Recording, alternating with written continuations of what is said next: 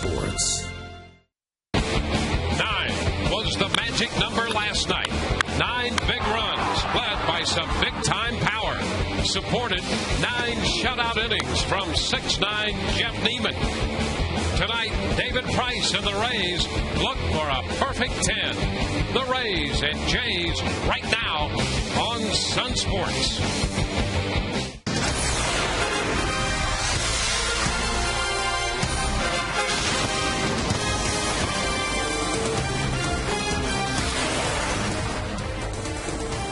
Tonight, we again welcome you to Tropicana Field.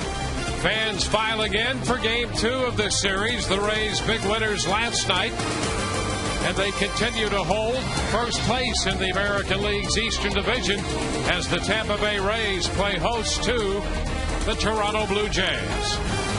Rays up by 2 games over the Yankees, 4 in front of Boston, and 5.5 in front of the 4th place Toronto Blue Jays. Hi again, everyone. Welcome to an evening of Rays baseball with Kevin Kennedy. I'm Dwayne Stats. Great to have you looking in. We'll be hearing from Todd Callis in just a few moments. Well, the Rays spent a good part of May looking for their lost offense. Last couple of games, they seem to have found it. 9 runs in Texas, 9 runs last night against Toronto.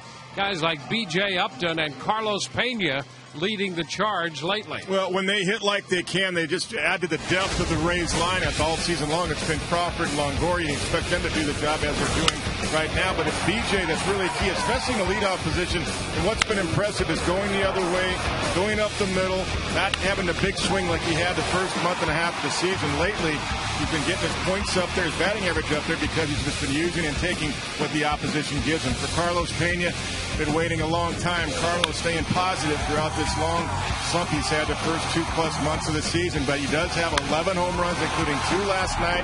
Got a cutter for a home run. He got a hanging breaking ball, a slider right there for a grand slam. And all that being said, with the low batting average, he has 11 home runs and 39 RBIs. Well, a great pitching performance last night by David Price and by Jeff Neiman. Tonight, David Price, the left-hander, goes to the mound, and he's going to be opposed by a guy who Joe Madden claims is a right-handed left-hander, Sean Markham. Yeah, Sean Markham, his splits, if you look at it, lefties versus righties are incredible. I mean, he gets the lefties out so much better. So, right-handers are in the lineup against him. Even the switch hitters hit right-handed against him in Toronto. So that's much of what's going to happen tonight. So you see the lineup with the 4 and 5 hitters, Shopik and Rodriguez sitting 4 and 5 today. All right, David Price, here's a guy you mentioned.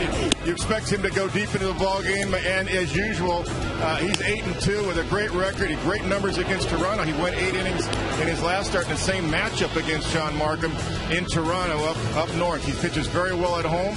Got that good curveball. It's getting sharper by the minute.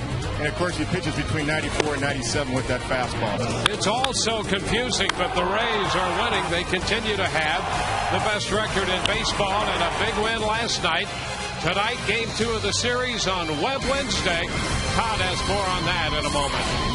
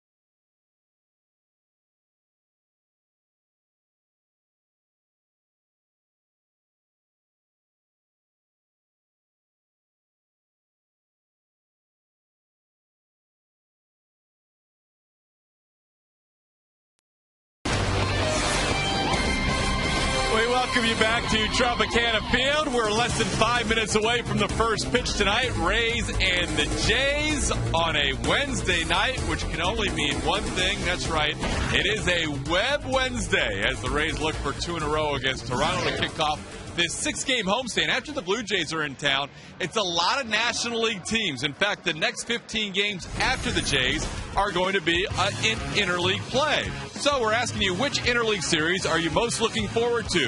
The Florida Marlins, the in-state rivals in the Citrus Series, the Atlanta Braves with their rookie sensation, Jason Hayward. The San Diego Padres are the best record, at least going into last night in the National League. Or the Arizona Diamondbacks with the Upton brothers reuniting. TB1, Marlins 2, Braves 3, Padres 4, Diamondbacks. Text your vote to 789-789. Standard message and data rates do apply. That's brought to you by Autoway. Call 1-800-SHOP-AUTOWAY. And hey, you can always email the booth on Ask the Announcers, our segment of Website Wednesday. There are a lot of charts and books and research going on. Log on to foxsportsflorida.com. Click on the Rays link to submit your question for Dwayne and Kevin, and we will try and provide those questions throughout the course of tonight's game. Guess what? We're ready for baseball. It's the Jays. It's the Rays in high definition. Enjoy all the action of David Price versus Sean Markham next.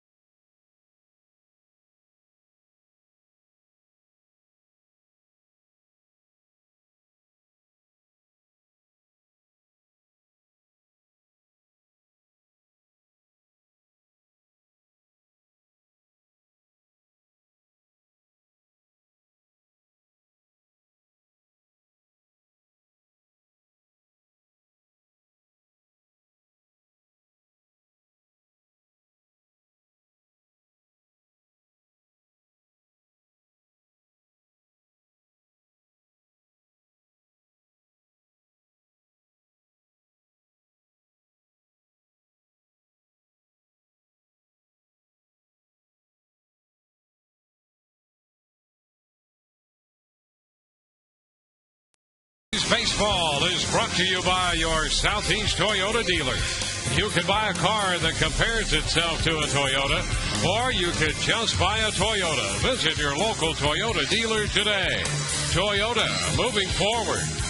And by AT&T. Find out what's possible with the nation's fastest 3G network. AT&T, rethink possible.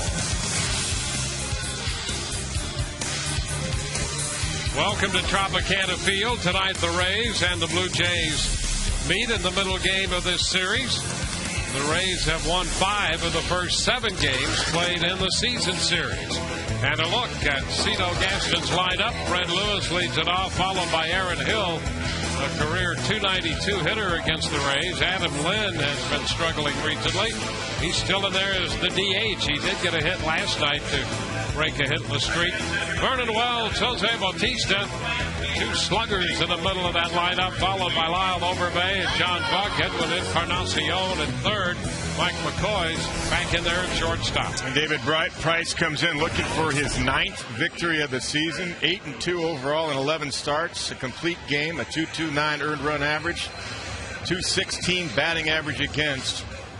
And he's having an outstanding all-star caliber first half for sure. The Rays defensively, Carl Crawford back out there in left field. BJ Upton in center and Ben Silverson right. Around the infield, Evan Longoria, Reed Brignac, Sean Rodriguez, and Carlos Pena. And behind the plate, Deanna Navarro gets a start for David Price.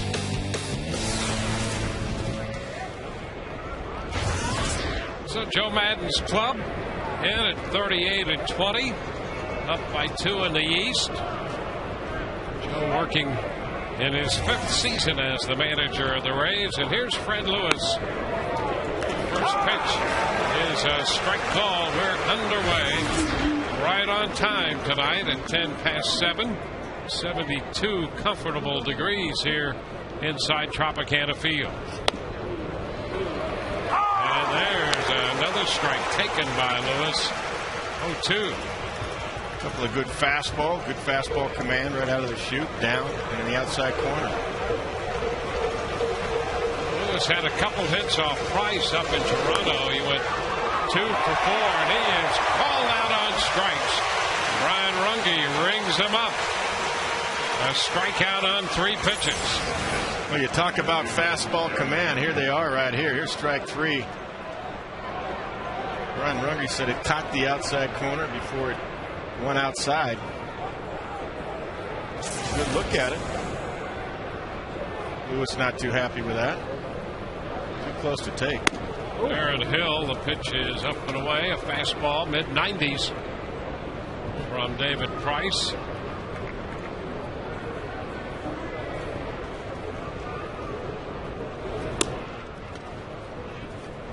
Two and 0. Hill 0 for 3. He was hit by a pitch in the game last night.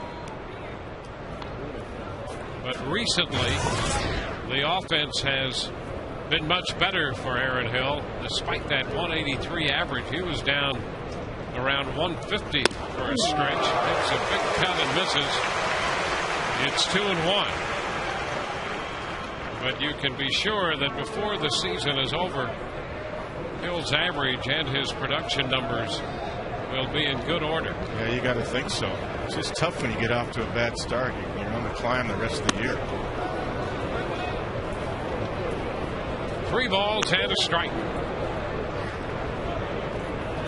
It's like getting off to a bad start as a team. You're playing catch up the rest of the year. You may get there, but maybe not until August or September. That's a strike out there on the corner. The count is full. So far tonight, the first couple of hitters, Brian Runge likes to be aggressive on the corners. He's got a chance to move things along. This one misses for ball 4. Hill draws the walk. A strikeout of Lewis, a walk to Hill. And now down into the middle of the order, Adam Lind.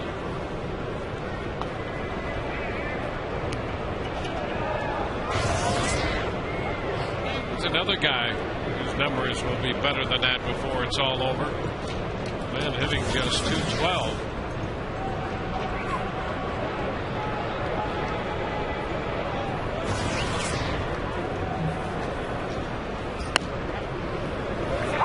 And he takes a strike. Well, he's got a live fastball tonight, and he's getting it down, at least so far. You know, it's interesting you mentioned Hill and Lind. Their numbers should be better. I think the question is, does Batista and Buck and some of these guys that have never hit for power like this continue their streak? That's what they do. It's going to be a tough season for them. Anybody in the American League East, there's 4 teams competing for 2 playoff spots.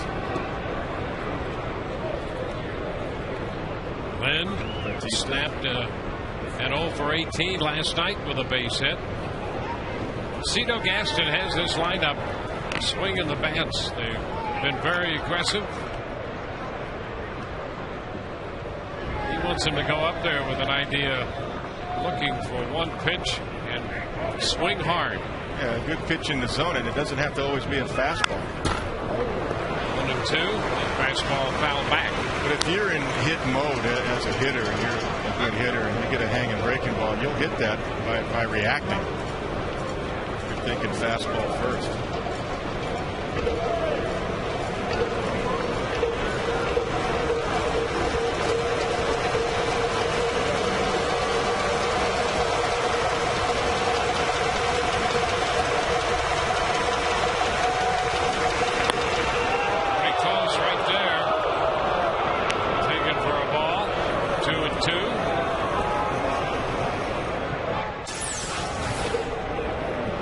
center field shot on this one.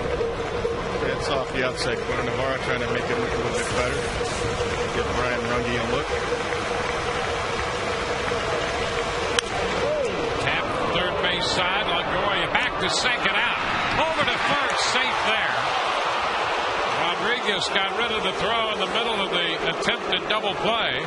Hill forced as Longoria keeps the man out of scoring position, and Lynn reaches on a fielder's choice. I tell you what, I was surprised Evan was able to go to second. I mean, what an athletic play right there, and get the out there. Rodriguez crossing the bag. Very close at first base. I think you got it right. Yep. Winners on the call. Heck of a turn by Sean Rodriguez. He's been very good at that. He made that great play last night starting a double play, and he's been very good in the middle of double plays. Wells pounds it right back, strike one. That's a surprise. Swung at the first pitch. If it's no close. one had to tell him to be aggressive. Yeah, it's That's close. just the way he is. Vernon is hacking at it.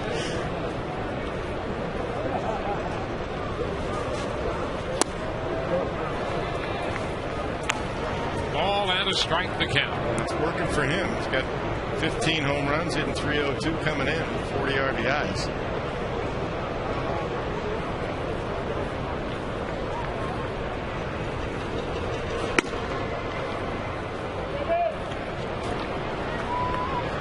Two balls and a strike. Wells is 6th in the league in slugging percentage, and Bautista behind him is 7th in slugging percentage.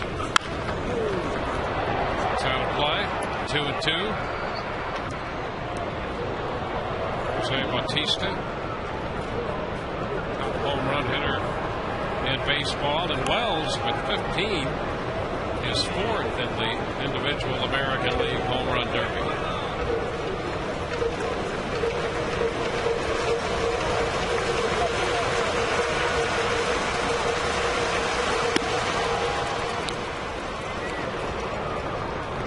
Full count now.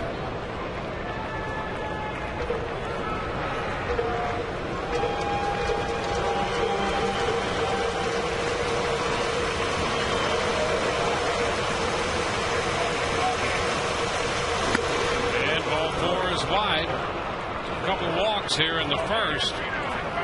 Lynn moves into second base. Wells takes over at first, and Price will face the home run leader here, Jose Bautista.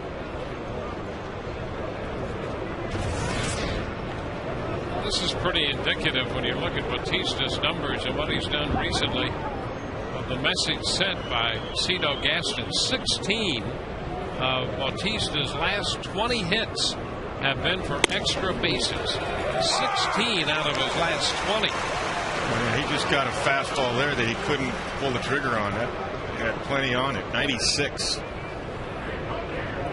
Let's see if they hack at that pitch. I think he'll try to hump it up for the next one. The 0-1. High that time. 1 ball, 1 strike. There's a rule, this Toronto lineup, each and every hitter up there ready to do just that. They're ready to hit from the very first pitch.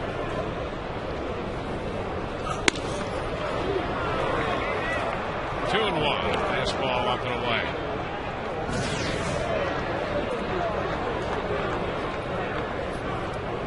Look at that. 97 home runs. The next team following Toronto 79. Wave and a miss. 2-2. David's pitching at 96 tonight so far, 96, 97. Normally he pitches at about 94 with the fastball and gets it up there to 97 when he needs it, but he's pitching at that right now.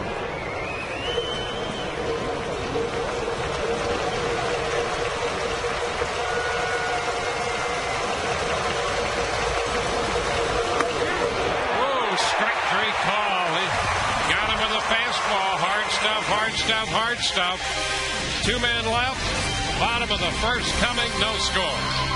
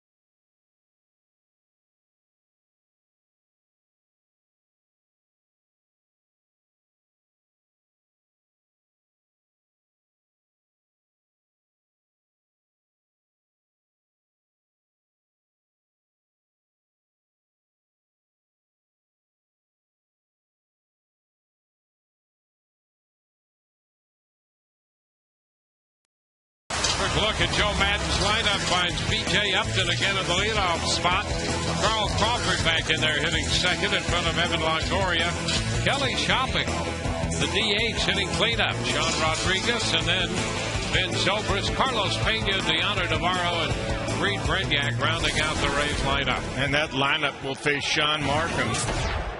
12 starts overall, 2.77 earned run average with a 5-2 record. But the splits are this: right-handers hitting 287, lefties 169 against him. And B.J. Upton takes the first pitch upstairs. 1 ball and no strikes.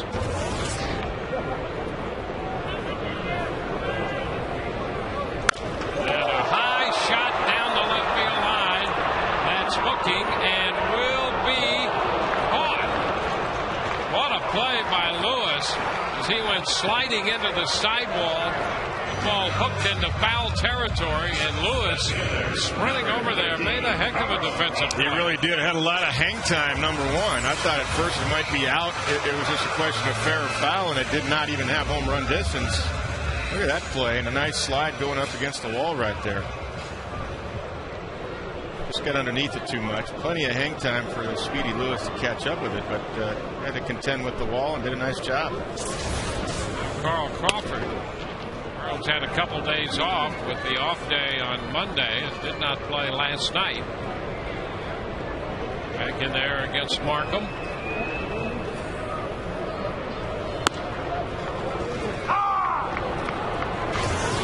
Strike, says Brian Runge.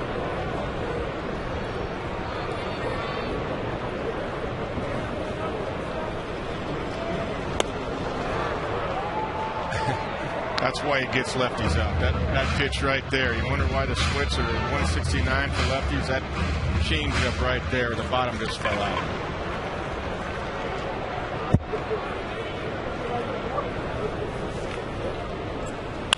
And a little ground ball. It's going to slip its way through the middle and a base hit.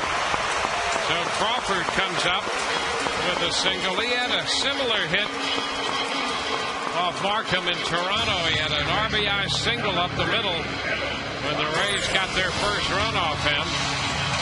Nice job right there by Carl. He doubled up on the off speed. Carl just hit it like he pitched it. Didn't have to be real pretty to get solid contact. Nice job. Put the bat on the ball. Something good might happen.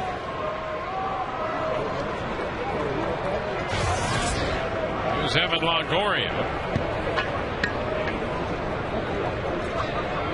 The 10th leading hitter in the American League at .318. And he shoots this one toward left center field. Crawford's on his second. And just like that, the Rays have men at first and third on back-to-back hits from Crawford and Longoria. Not wasting any time getting that first good hittable pitch.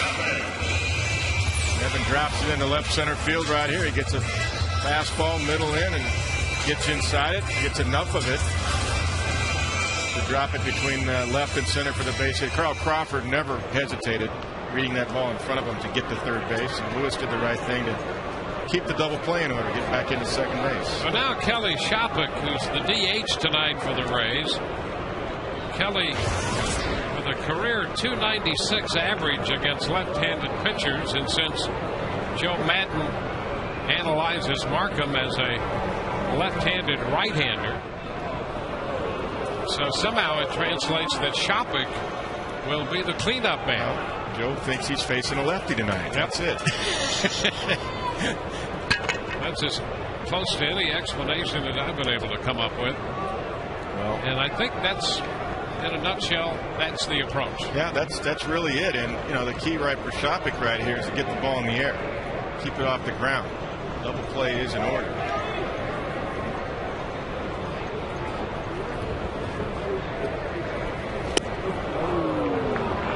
Out in front of that pitch. Strike one. You know, but if I'm Sean Markham and I see all these right-handers, it doesn't stop me from using my changeup. You know, when he grew up, his parents wouldn't let him throw a curve or a slider. He threw fastball changeup as a 13-year-old. Yep. He threw it to both righties and lefties. So the splits this year are drastically in favor of right-handers against him. But historically, he's gotten righties out pretty well. And a ground ball that's headed toward the middle. Through in the center. Crawford scores. Longoria takes the turn but holds it second. Shopik comes through with an RBI single. He shot it right back through the middle out of the reach of McCoy. And the Rays take a 1-0 lead. Yeah, there's two things that could have happened there. That could have been a 6-4-3 double play or just what you saw. Looks like a little cutter right there. Up and out over the plate, and he gets it just out of the reach of McCoy by about 3 or 4 inches. Nice effort by McCoy, who made some nice plays last night, especially on pop-ups to the outfield. And all of Joe Madden's work and research, it works out here in the first inning. Well, this is not unlike the way the Rays last saw Markham. It took them a while to get to him, but they did in the 9th inning of that game. He pitched in Toronto, and in that 9th, Rodriguez and Zobrist opened with base hits, and before he knew it, he was out of the game, and the Rays were on their way to a 6-run inning and a 7-3 victory. Cut and a miss by Sean Rodriguez. Strike one. One of the things that Sean will do is throw a lot of cutters and fastballs, and that's what he's. That was a fastball right there at 87. But if you've got a good changeup, to me it really doesn't matter. You say, well, you want to throw a changeup to the same side of the plate as the hitter. Well, why not? This one is shot toward the left field corner. One hop, Lewis cuts it off. Longoria scores. Into third goes Shopik. It's a double for Rodriguez, and the Rays jump to a 2-0 lead. 4 consecutive hits. The double by Rodriguez makes it 2-0. And again, the 4 and 5 hitters that Joe Madden inserted, people were probably scratching their head, but this is the reason why. That's why we explained what his thought process was, and both Kelly Shopik and Rodriguez pay off, hitting 4 and 5 right here in the first inning. And now Ben Zobrist. And Ben, one of 2 switch hitters in this lineup, and they're both going to hit right-handed. I believe that was a changeup, and it's not a very good one up in the zone. And I like that Sean was aggressive. Pitch down, covered up by Buck. And this is Zobrist in Toronto against Markham when he hit right-handed against him. Had a base hit in the 6th and a single in the 9th. See, those are a couple, looks like cutters to me. Not a true slider. Those were cutters away, and that's a hittable pitch. And that's what Evan Longoria, I believe, told Ben to look for the cutter. out over the plate. That's a strike. So the count is now 1-1.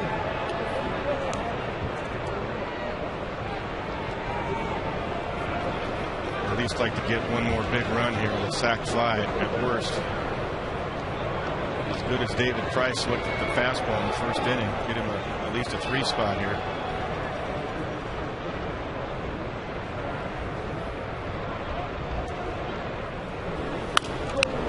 It's foul back. The ball, 2 strikes. The fastball from Markham, foul out of play.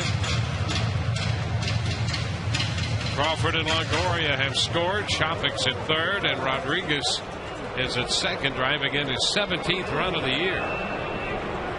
And building a 10-game hitting streak in the process. Rodriguez now has hit safely in 10 games in a row. That's good news, too, with especially with Jason Bartlett out. Sean getting a chance to play alongside Reed Brignac up the middle, and both guys have done a good job with each other. With double plays and defensively, and the bat's starting to really pick up for Sean. I think the work going to right field too, and being more aggressive early in the count has helped him too.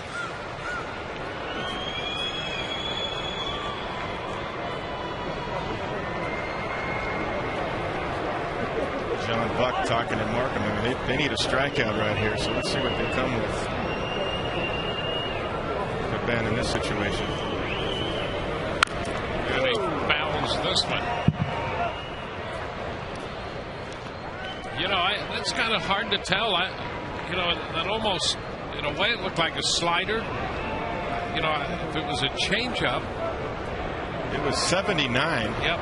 He threw a curveball the first pitch to Ben in the dirt, then 2 fastballs.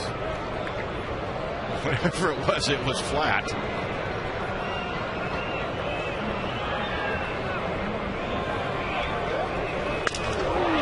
little broken bat looper into shallow center. That's going to be caught by Wells, and now they're going to get the double play with Rodriguez doubled off second base.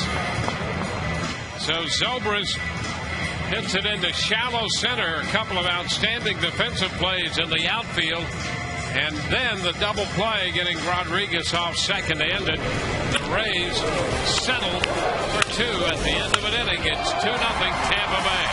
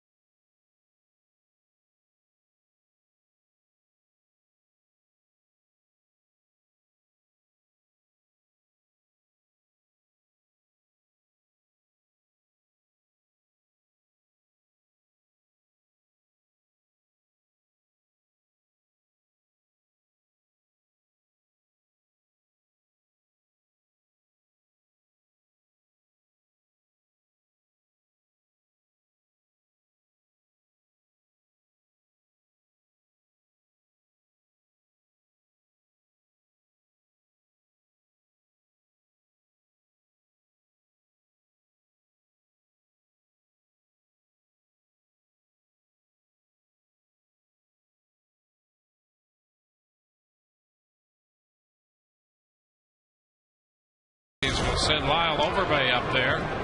The Rays now leading 2-0.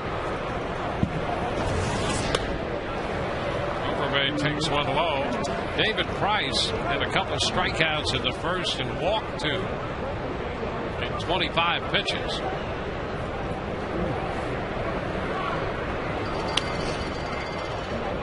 Two and 0.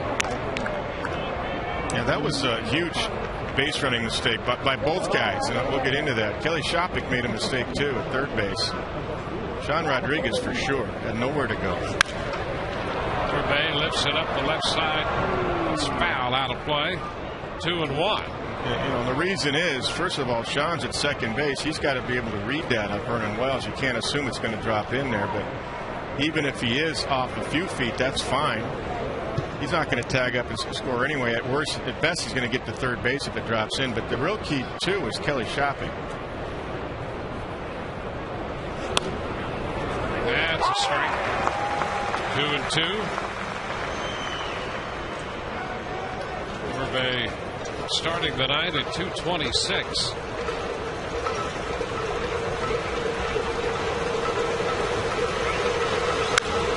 The chopper headed towards short. Brignac to his left, and the bag at second makes the play. One away. So Brignac handles the chopper by Overbay. It's the battle for bragging rights in the Sunshine State. The Marlins and the Rays face off in the Checkers Citrus Series right here on Sun Sports. Coverage begins next Friday at 6:30 with Game 1 of the series.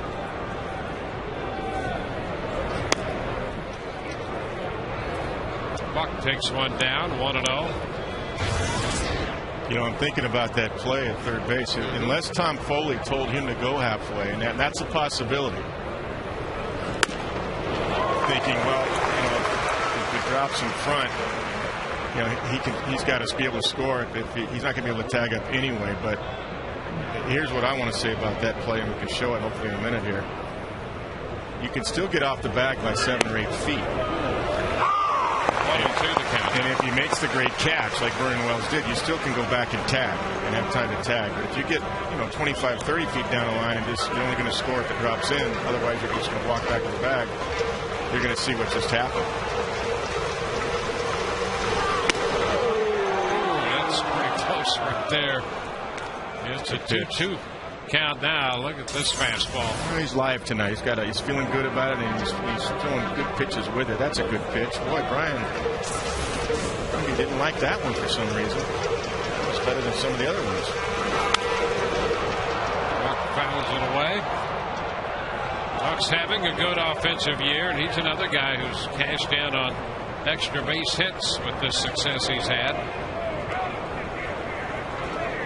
9 home runs, 12 runs batted in.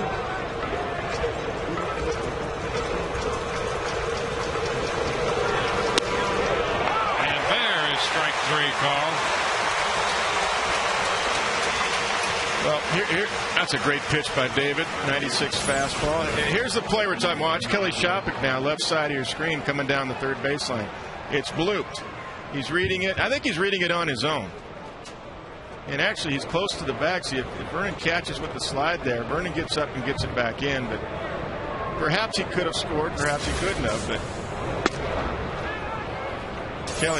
I think Kelly just decided, listen, I'm halfway. If it falls in, I score. If not, I'm just going to get back. But you can at least get back and force a throw here on that at home plate if you're close enough to the bag. But he got too far down the line. And Vernon might have, it got up quick. He might have thrown a strike to home plate. But as aggressive as the Rays are, you got to make him make the play. And of course, you saw Sean get way off the bag, and that's how the inning ended. 2-0 to Encarnacion, a high fastball, but he's right there after it and fouls it back. Encarnacion with 8 home runs, that average down in the low 200s, but he hunts that fastball. 3-1 now. And it's the same for him whether he's ahead in the count or behind in the count. You've got that right.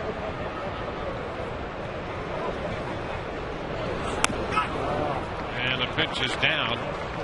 It's the third walk already given up by Price. It comes 2 outs into the second. Mike McCoy is going to be the hitter. David Price gets a new baseball. I'm going to make one more point on that play. Yep. If that was the first out, no problem. You got nowhere to go. But when it's the second out, that's why I think you tag up and you at least force a throw. If it drops in, Vernon Wells is on the ground. You're going to score anyway, even if you're 90 feet away. But the outs dictate what you do as a base runner.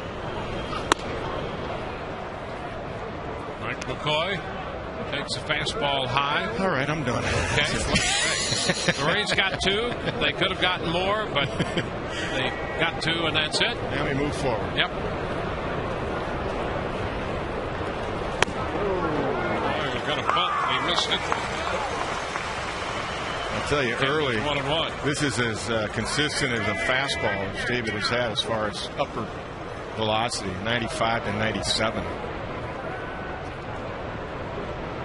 Just felt good in the bullpen.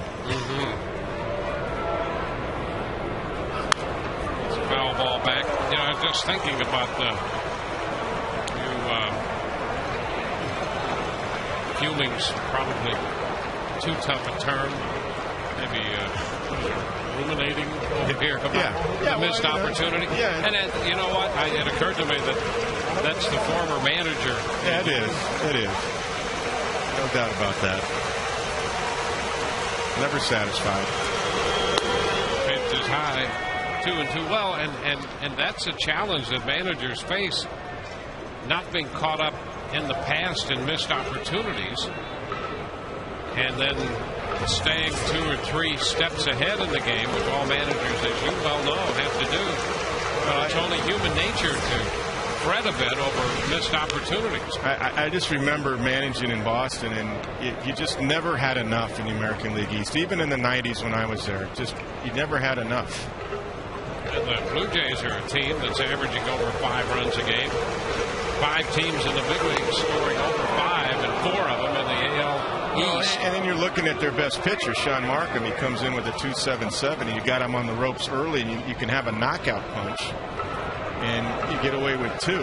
That's great, because it took 8 1/3 innings to get him out of the game last time in Toronto.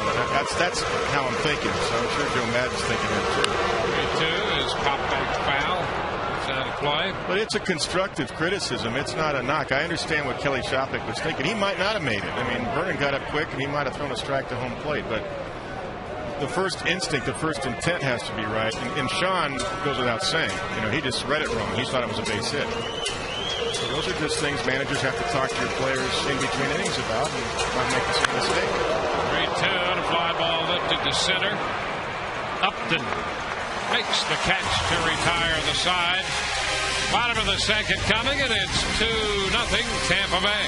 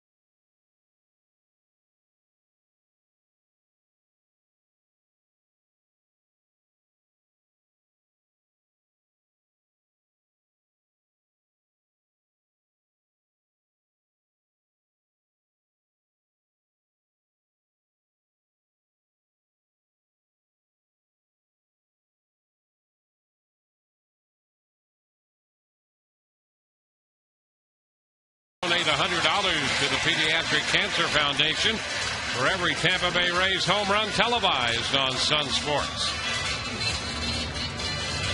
Carlos Pena all set. to lead off the home half of the second. Carlos has found the home run range in the last couple of games. Carlos hit one in Texas on Sunday and 2 last night. Faces Markham. Pitches the ball. First home run came in the 4th inning. Cutter off an 0-1 pitch, and then the grand slam in the 5th. More than 420 the distance on that grand slam home run. A 1-1 count. Big numbers right there. The last 3 home runs, 6 RBIs.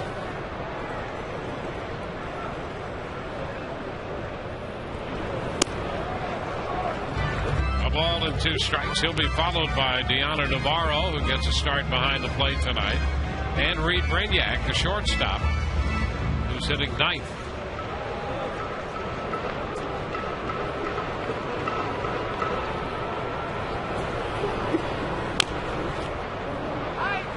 It's going to take the count to 2-2. You know, the interesting thing about these last 3 home runs, he's been behind in the count in all 3 of the home runs he's hit. Yeah, well, that's actually a good sign, staying on the ball with 2 strikes or behind the count. For that matter, you're right. The grand slam was an 0-1 slider.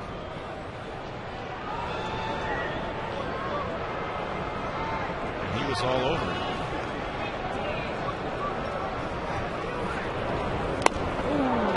He's out on strikes.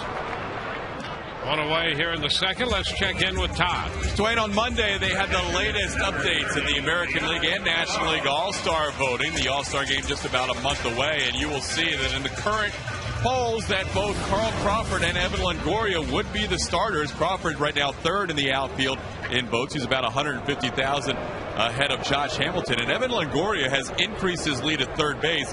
He's now 450,000 votes ahead of Alex Rodriguez. There you see the Yankees in the middle, Jeter and Cano and the rest of the starting lineup. Now our first Ask the Announcer question tonight revolves around the All-Star game. Steve wants to know, with the All-Star game about a month away, do you think David Price can be an American League All-Star? Paul wants to know whether Price or Neiman could be a candidate to be a starter in that game, guys. Well, here's Navarro hiding one into right. It's going to be caught by Bautista with a second out.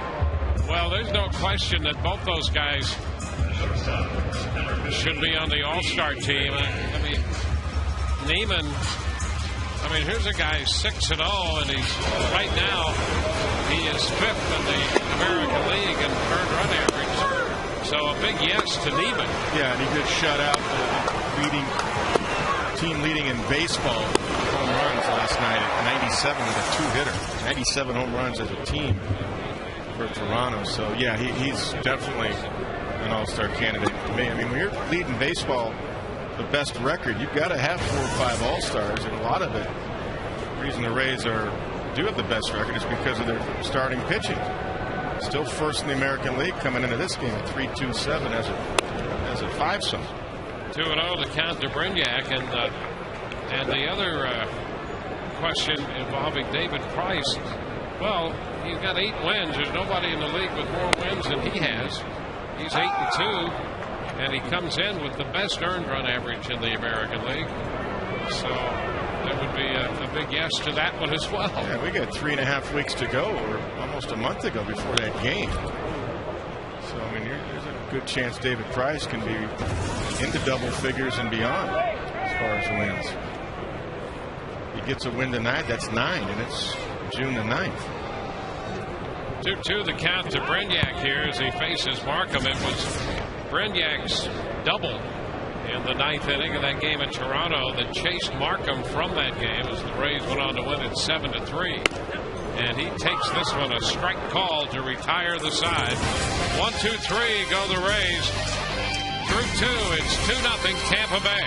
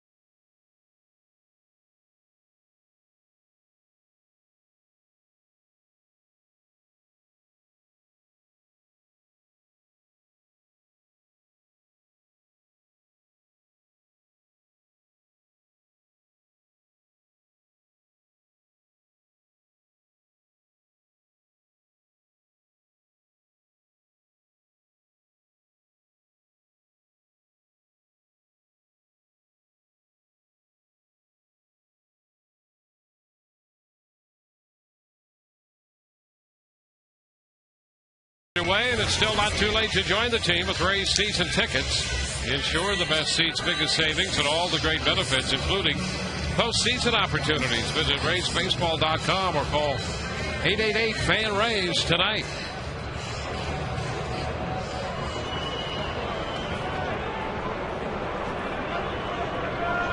Top of the batting order for the Blue Jays. Fred Lewis, Aaron Hill, and Adam Lynn due up against the Rays lefty, David Price.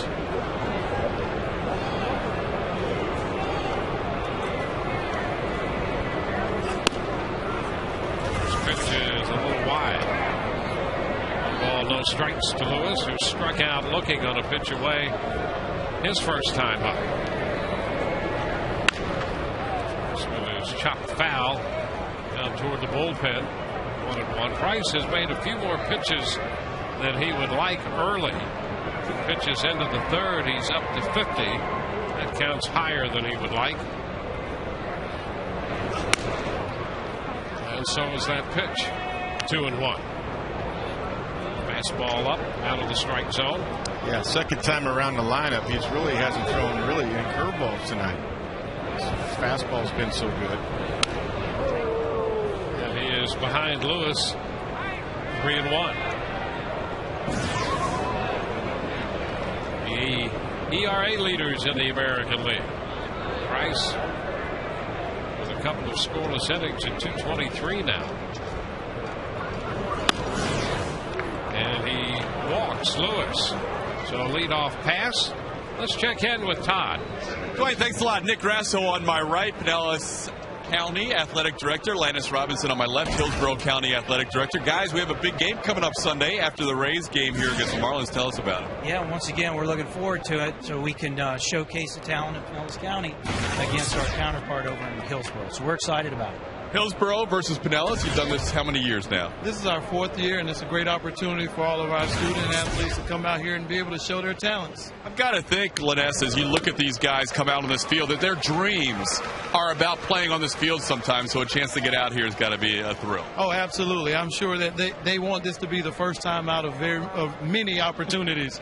So they definitely look forward to getting out here and running around on those bases out there. $10 for adults, $5 for kids. All of the proceeds go to the Pinellas County Education Foundation, along with the Hillsborough County Education Foundation, as Hill pops one above our heads. We've had some guys recently that have been drafted who have played in this game, and tell us a little more about, it's aluminum bats? Tell us more about the game Sunday, when it's going to be, and how people can come out and watch. Yeah, they can come out and support all of us. Both sides of the bay have the right opportunity to showcase the talents. But there'll be a lot of athletic ability on the field, and we're really excited about it. It's going to be a regular baseball game, but they're going to have a chance to play in a major league park right here in St. Petersburg, Florida. So it's going to be a wonderful opportunity for all of our kids. Top 25 players in each county as this pop-up is being chased by Navarro and Pena, and Carlos Pena makes the catch right by the dugout. Guys, thank you very much for joining us. Nick, thank you very much. Lannis, thank you very much. I know there's a big rivalry here, Pinellas versus Hillsborough, so good luck to you guys on Sunday. They haven't beaten us yet. Uh-oh, it's been all Hillsborough, huh? Well, so far, they've lucked out. All right, guys, back to you. All right, well, that's great. It's a great opportunity for those young, talented players to play here at Tropicana Field and play where the big leaguers play, and this is a big league play right there. I think either Deanna Navarro or Carlos would have caught that. Great effort by both. Carlos picked it off. Adam Lynn bounces one foul. Strike one. And Navarro hustling over to the railing by the dugout. Carlos was there with that big first baseman Smith making a nice catch on the foul pop to get Hill.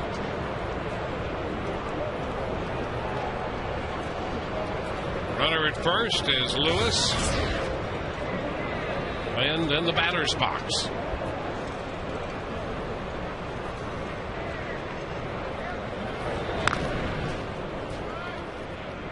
Toss over there. They don't do, as a rule, a lot of running, this team. Lewis is 4 of 6. They have 22 steals all year. Yeah, that's 12th in the American League and 28th in baseball. So you're right about that. Cedar doesn't like to give up outs on the bases. 0-2 as Lynn fouls it away.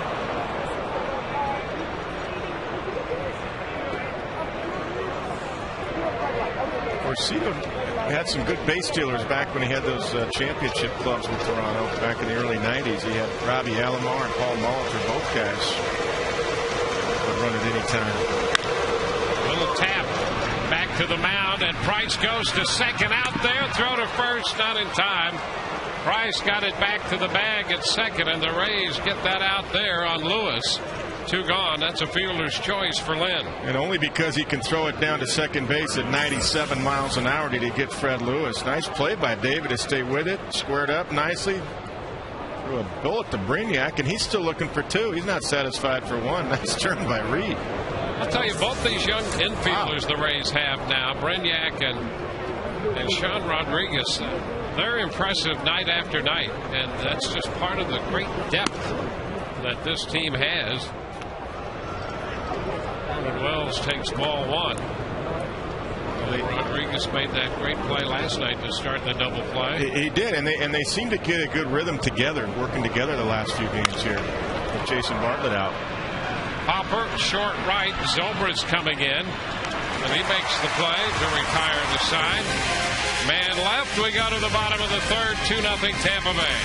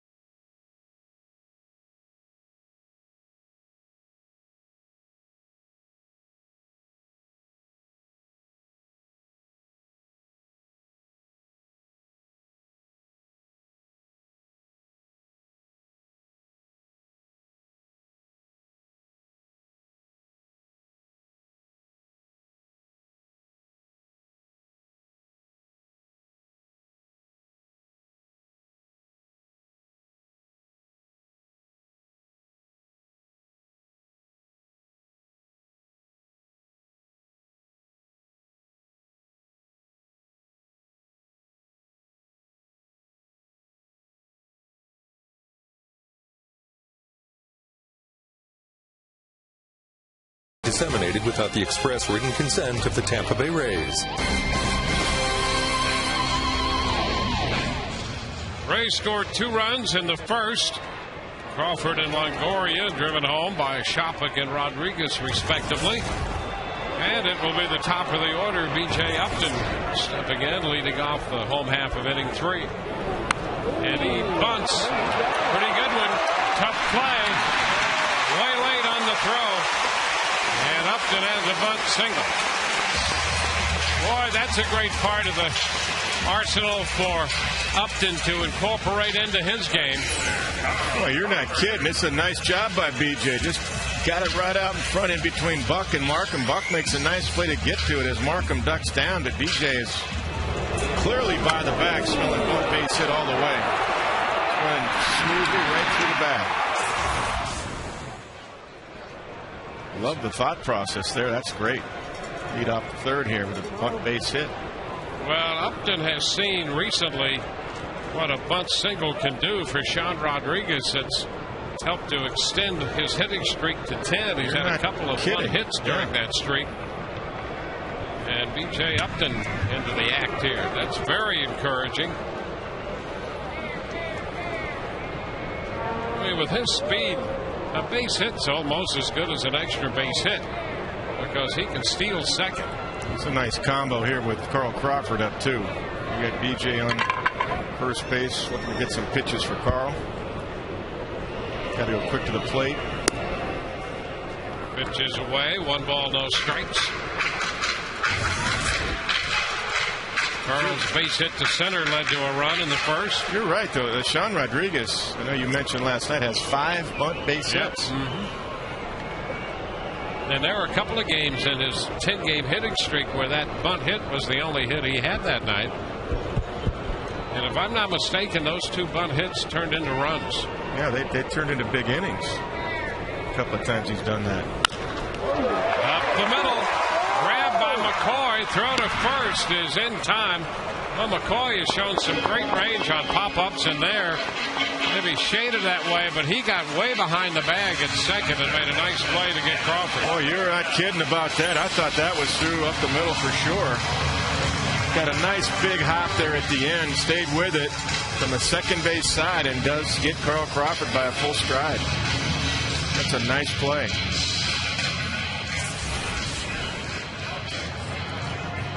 BJ at second for Evan Longoria.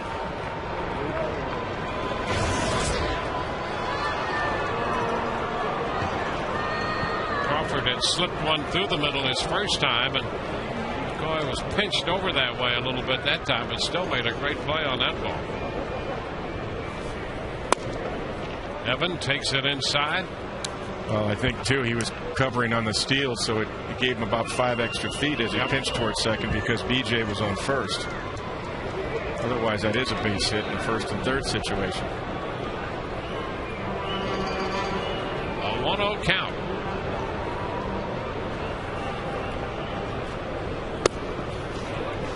It's down 2-0.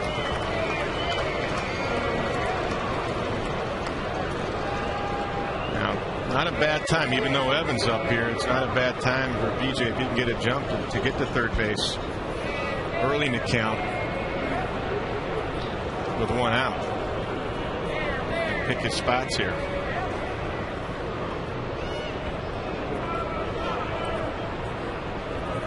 You know what? And they're not really pinching him. He can get a pretty good jump, although Markham does go quick to the plate.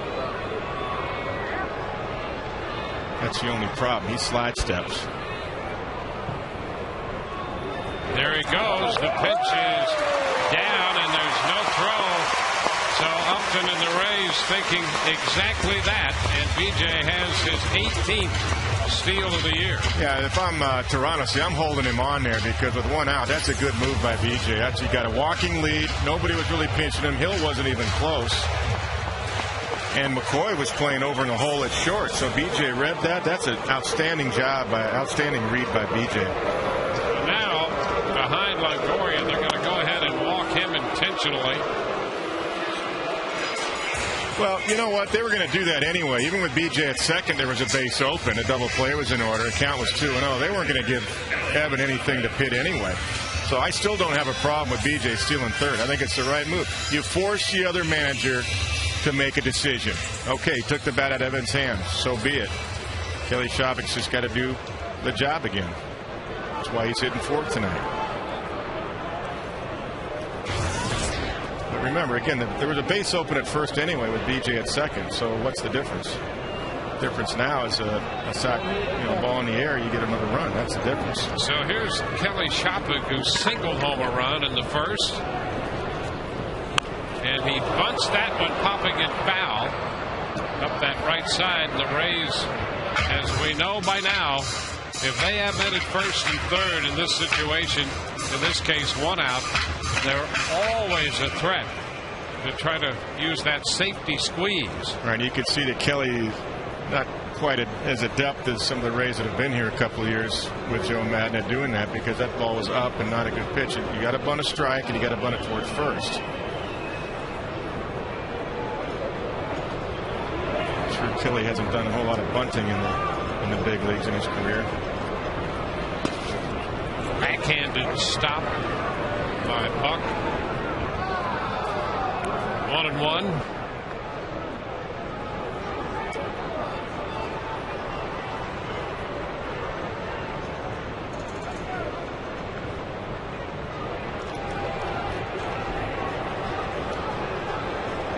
Upton bunted his way on. He's now at third. Longoria is the runner at first.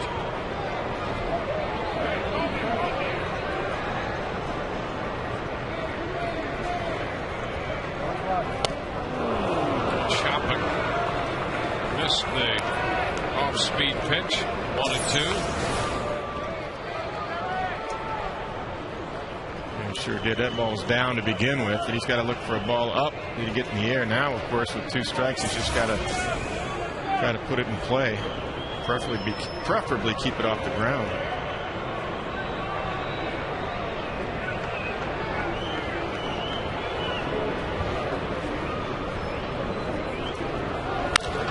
He swings and hits a high fly ball to left.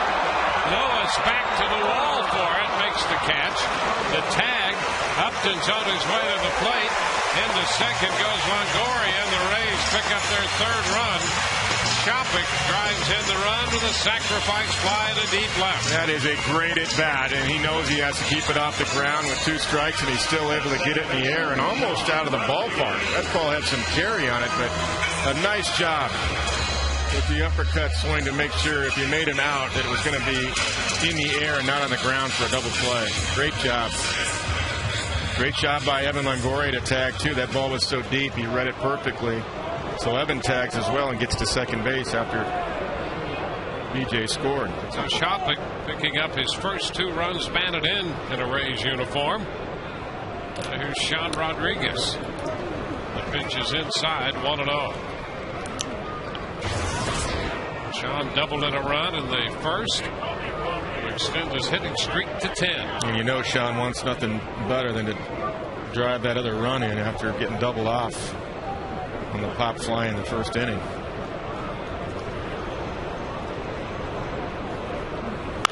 And a line drive, fair ball, down toward the corner. Longoria will score.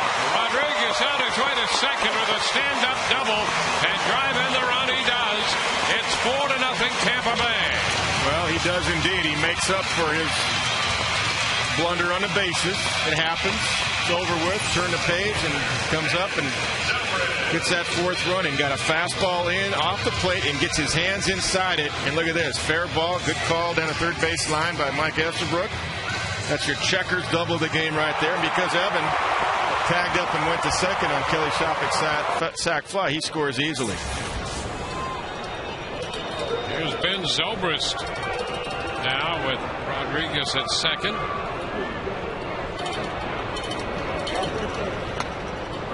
Starts to go. Did he check? Yes, he did on the field. Mike Witters says he held up. Tell you what, how big is that? Sean Rodriguez starts hitting like he's doing right now the last few games. 2 doubles tonight, a 10-game hitting streak. Zobrist has hit safely in 9 straight games.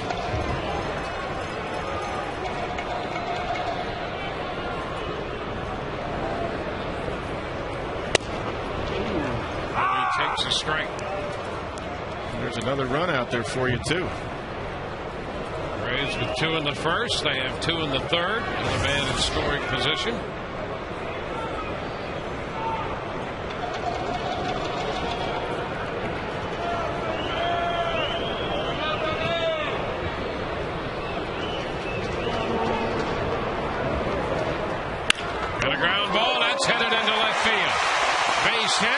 Here comes Rodriguez to score, and Zobrist comes through. It's a 5-0 game. Ben Zobrist with a base hit, driving in a run. Couple of big 2-out hits. The RBI double by Rodriguez, the RBI single by Zobrist, but really all set up because B.J. Upton stole third base. It's another fastball in. Not a whole lot on it, not a whole lot of movement. Ben just turns on it and gets it to the left side. But B.J. Upton's aggressiveness forced this inning right here, and Cito Gasson decided to put Longoria on first base. And the Rays have executed. Shopik with the sac fly, the double by Rodriguez, the single by Zobrist for a 3-run inning. Rays have 5 runs, 7 hits now off Sean Markham. Carlos Pena is about to step in.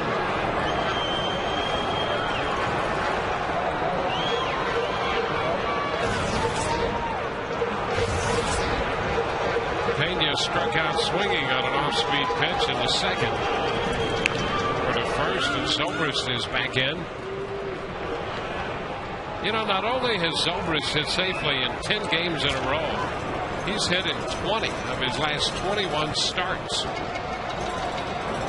And I really like him in a run-producing situation, whether he's fourth or fifth. Tonight, of course, he's sixth. Switch hitter that can do that. He makes it tough on the opposition hitting behind Longoria with Ben behind him as opposed to in front of him. Pena yet to see a pitch in this at bat.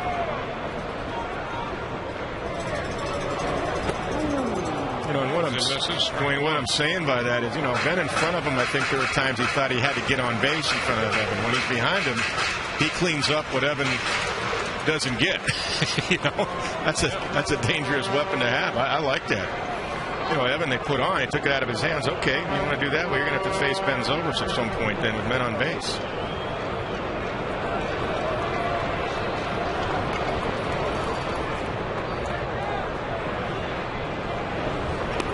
This one is down, stopped by Buck. Zobrist had a secondary lead, tried to get a read on that. You know, now all that scenario I just talked about might be different if Carlos Pena were hitting like he was last year consistently, where you never had to move him out of the 4 spot. In this case, earlier it was the 5 spot, but now that Carlos is in the 7 spot, Ben's taking on some run production opportunities and responsibility in the lineup.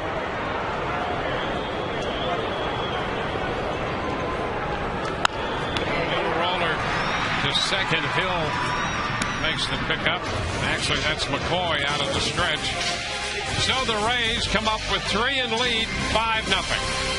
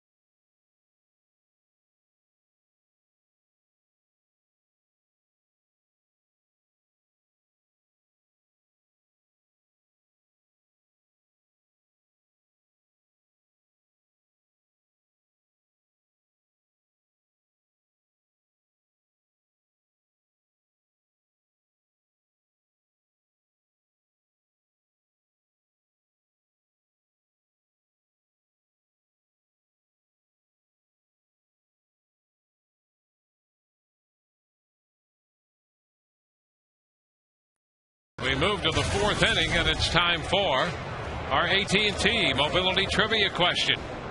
That question is, who are the only 3 players to hit back-to-back-to-back home runs in Rays history?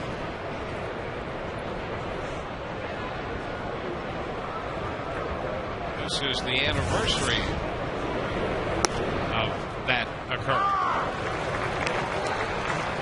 And Jose Bautista takes the first pitch for a strike. It was a breaking ball. Bautista, Overbay, and then Buck. The pitch is inside. It's 1-1. How about this? Through 3, Price has made 61 pitches, now up to 63.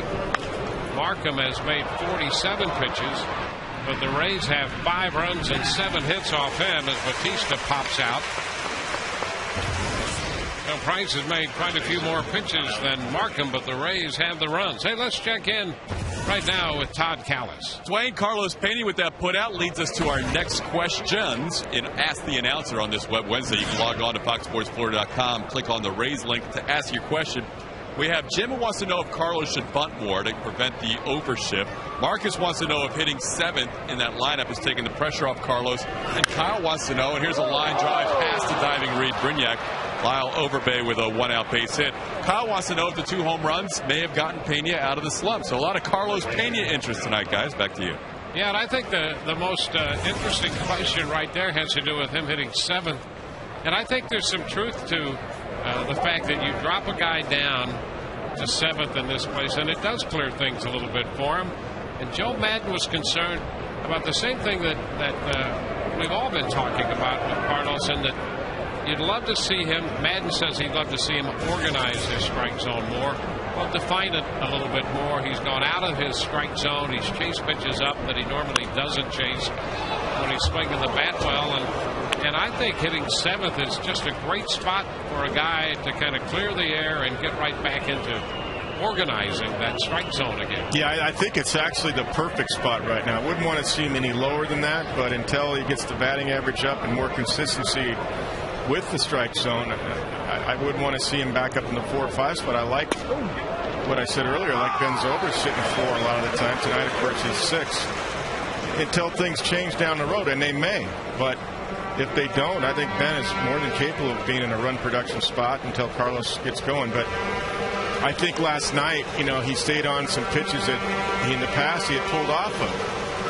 Those were balls he did hit to right field, but he stayed on it. Nice backhand stop, but Rodriguez can't get rid of that ball, trying to start a potential double play.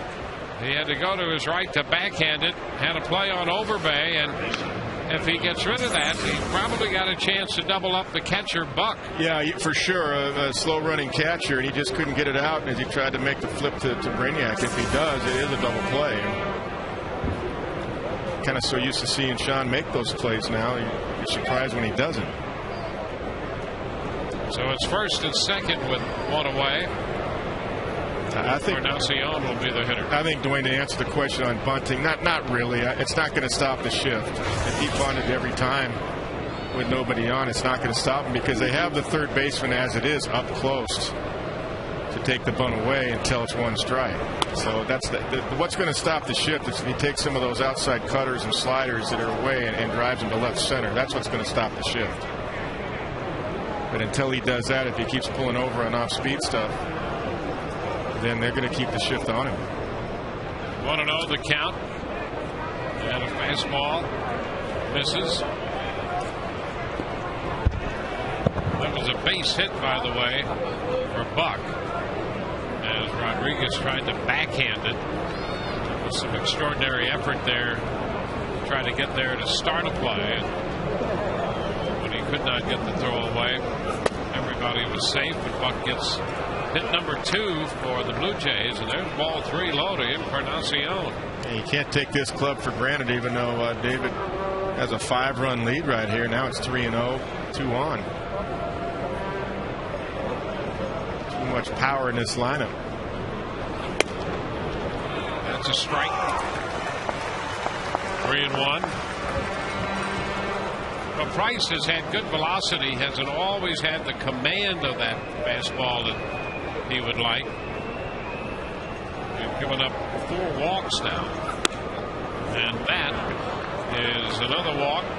5 walks, and the bases are loaded with 1 out. Well, feel that fire. It'll be this Saturday when the Rays host the Florida Marlins. After the game, you can catch country superstar Dierks Bentley in the Summer Concert Series presented by Hess Express. Visit RaysBaseball.com to get your tickets. Well, a bit of a spot right here. Rays lead by 5, but now the bases are loaded with only 1 out in the Toronto 4th. Mike McCoy stepping in there. He had a base hit last night, went 1 for 3. Price misses. 1 ball, no strikes. You know, the only thing that I see from the center field camera shot is at times he's just not getting over the front leg and bending the back to drive the ball down in the zone. He's leaving some balls up and away. That was better. It's fouled out of play. 1-1. Take a look at David. The bent front leg when you land. Let's see if he gets over that front leg when he finishes. That was better right there. And then the foul ball on the right side.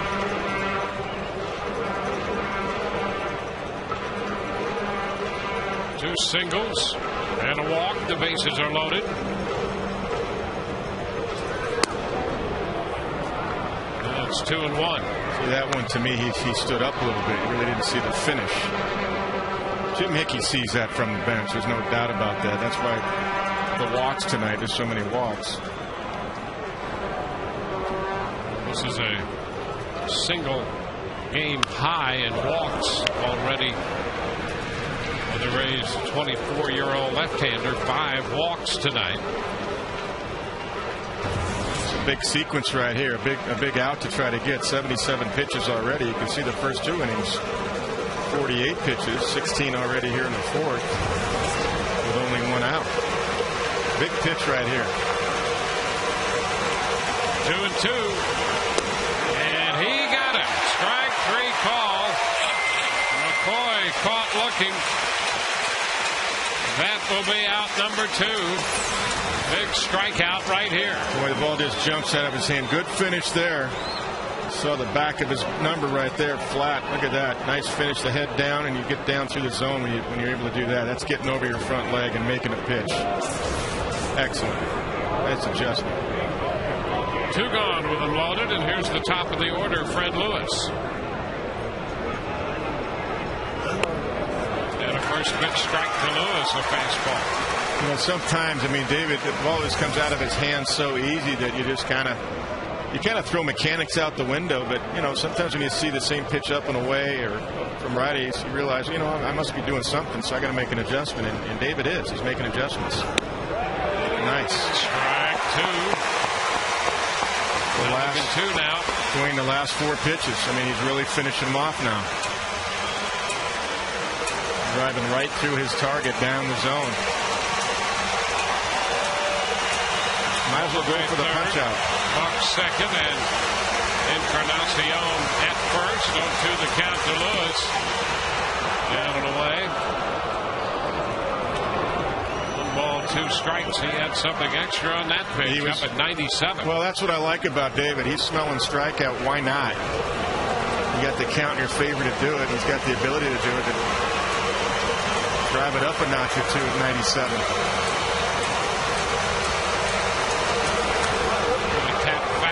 Fastball in that same neighborhood. 97 again.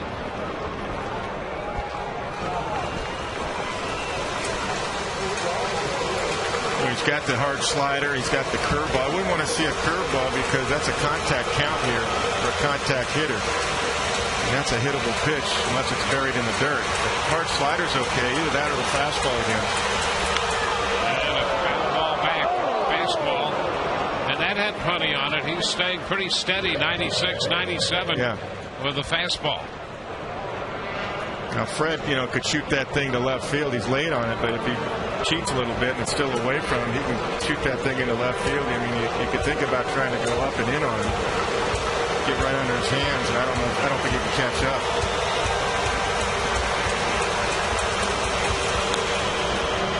And up he goes. 2-2.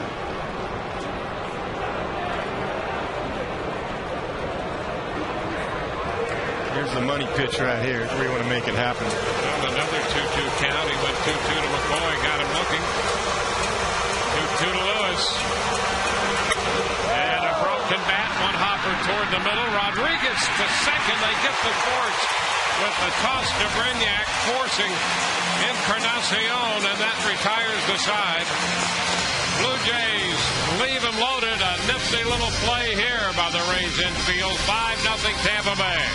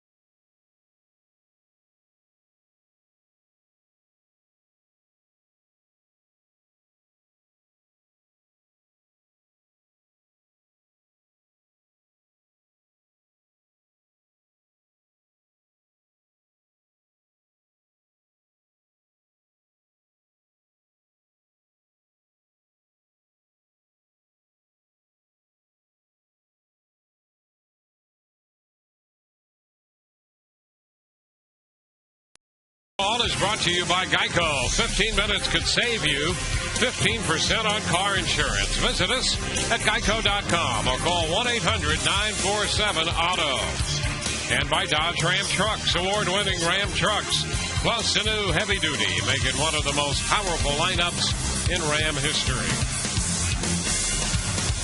Back at Tropicana Field with Kevin Kennedy and Todd Callis. Ryan Anderson's around somewhere. This is Dwayne Stats. The Rays have built the 5-0 lead. And the pitch. Leonardo Navarro takes that one for a strike. Sure Brian's not barbecuing somewhere? He's enjoying the game. I hear that he's still on the premises. Okay, good. All right. Curveball missed, and the count is 1-1. He could be helping barbecue here. There's a lot of spots to cook here. Oh, a shot high and deep and gone. A home run for Leonardo Navarro. Navarro's first home run of the year, and the Rays tack on another run. It's 6-0 Tampa Bay.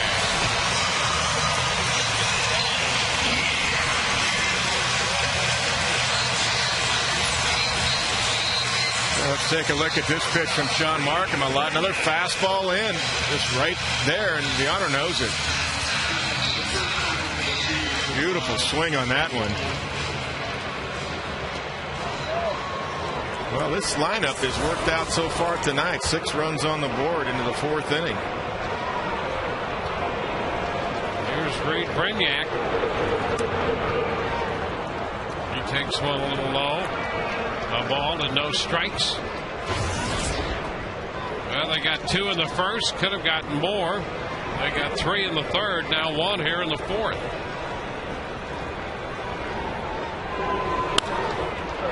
One hopper to second that handcuffs Hill, who comes up throwing. And Brignac is out of there.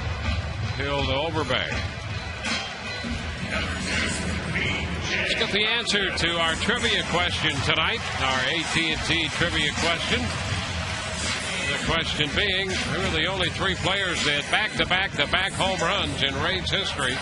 Well, the answer to that, Evan Longoria, Willie Ibar, and Leonardo Navarro on this date in 2008.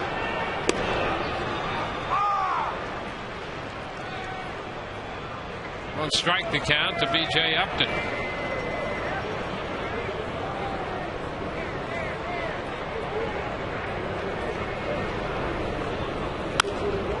B.J. fouls this one into the seats up the right side. Let's take a look.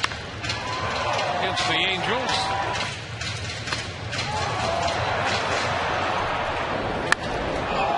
3 consecutive home runs. Well, Navarro has gotten into the act here in the 4th inning of this game tonight.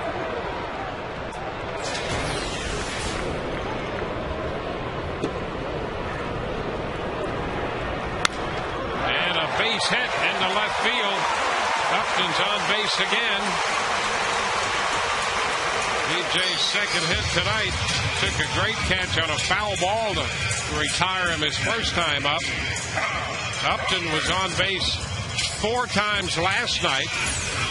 And he was on base 5 times in the last game of the road trip Sunday. Look at him go down and look through this and get it, use his legs just to drop that into left center. Nice. That's not overswing. That's just putting it in play.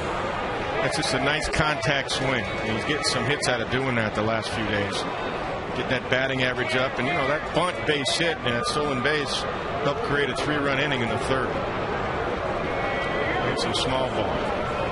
Carl Crawford in the batter's box. He lifts a foul the other way. Strike 1. Carl had a base hit into center field in the first. Retired on a harder hit ground ball up the middle in the 3rd when McCoy, who was shaded that way a little bit from shortstop, got behind the bag and made the play and got the throw away in time to get Crawford at first. Well, with that base hit, BJ is at 241 now. The batting average, he's climbed quite a bit last week and a half.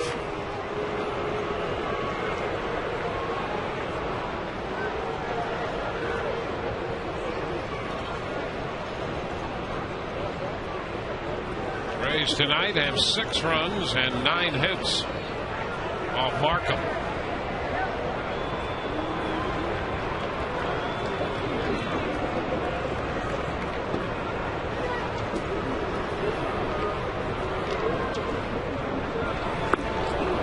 And he has Crawford chasing a changeup.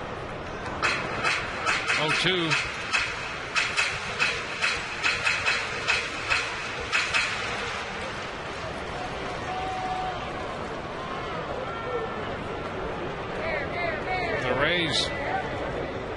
Scored 5 runs off Markham the last time out.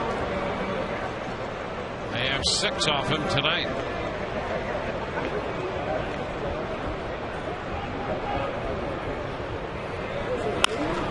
And a soft looping liner into left will be caught out there by Lewis. And back to first goes Upton. 2 outs. Just a reminder now to look for the Miller Lite Taste Greatness moment coming up later in tonight's game.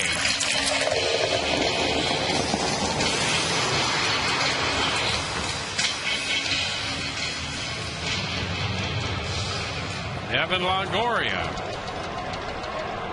Evan has scored 2 runs. As a base hit, he was walked intentionally. Came around to score both times.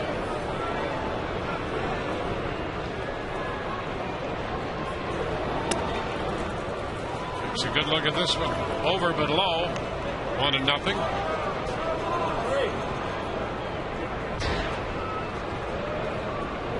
I like the approach tonight. Even though Carl didn't get a base hit. I mean, you're just taking what Markham's giving you. A lot of off speed, a lot of cutters, just going with the ball. Even though Lewis ran that down. 1-1 to count. 6 runs, 9 hits for the Rays. They've drawn 1 walk.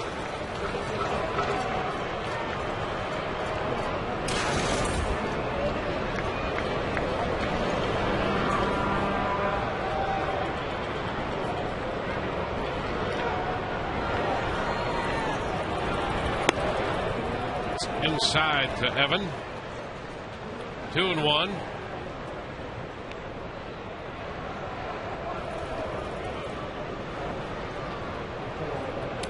I don't think BJ will go here. It's 6-0. It's only the 4th, but you don't want to take the bat out of his hands now with 2 outs. Let Evan try to hit one out of the ballpark, find a gap. And the breaking ball that broke just enough to find the strike zone.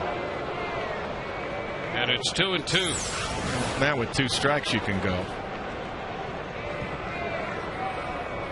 Thought it was inside.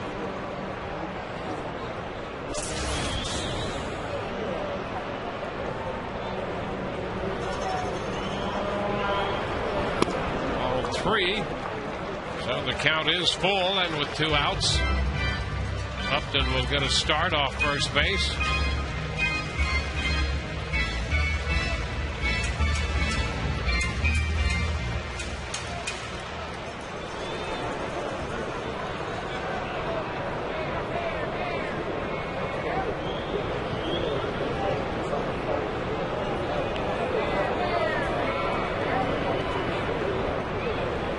Step back before the pitch.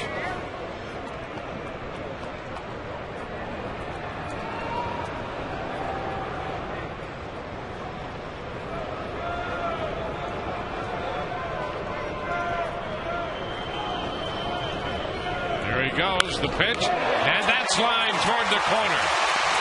That will go all the way to the wall. Upton around third. He will score. It's a double for Longoria. The Rays have 2 runs home and a 7-0 lead. Evan on for the 3rd time. That will give him 47 runs batted in for the year, his 20th double of the season. You know, with 2 outs, another good job by B.J. Upton to stay right there and let Evan try to hit the extra base hit. Make Sean Markham pitch to him, and he did. And then, of course, with a 3-2 count, B.J. on the move and scores easily on the double in the corner.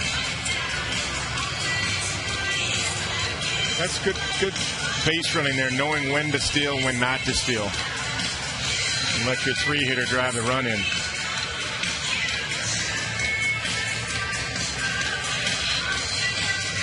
So our Blue Jay Conference on the mound. Reminder, you can start your weekend off with Friday Fest, presented by Captain Morgan. That'll be Friday, June 11th, when the Rays take on the Marlins.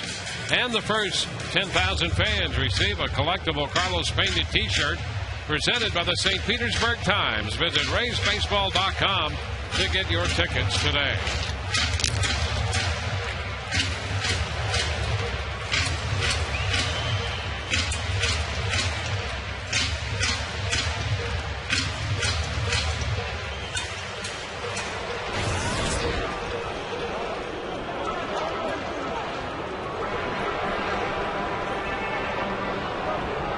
Kelly Shoppick. Kelly with a couple of runs batted into the game. And he swings through the first one, strike one. Longoria with a run batted in. Shoppick 2. Sean Rodriguez 2. Zobrist 1. And Navarro 1 on the home run to lead off the fourth.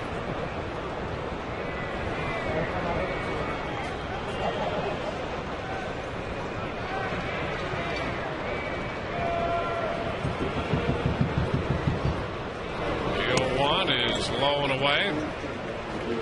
1 ball and 1 strike. Sean Camp, the former Ray, is up in the the Jays bullpen down the left field side.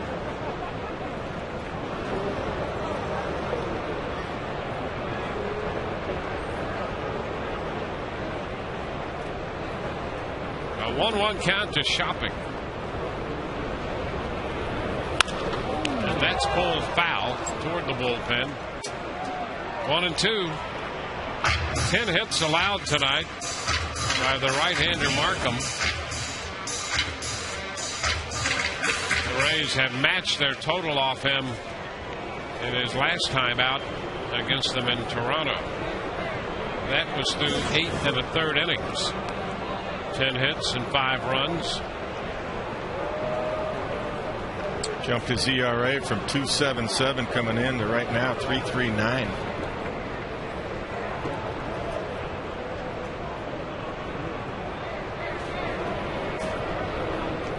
And he's going to have another get together with Buck while Camp throws in the bullpen. It's been a 20-pitch inning, and the Rays have put up 2 more runs.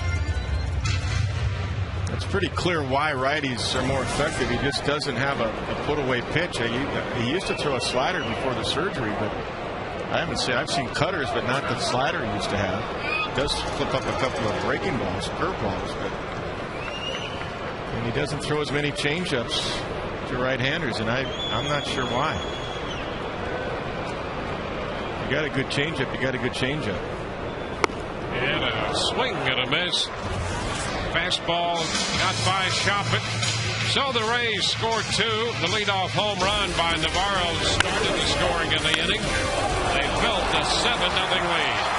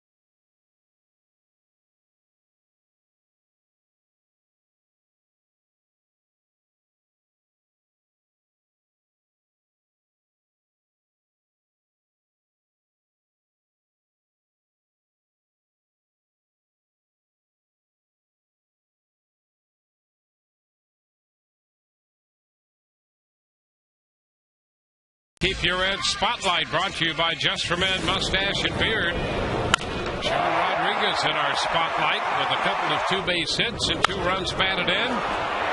You too can keep your edge with Just for Men Mustache and Beard. 5th inning underway. Aaron Hill has taken the first pitch for a strike. Hill, Lind, and Wells due up. Breaking ball that drops too low. 1-1 to count.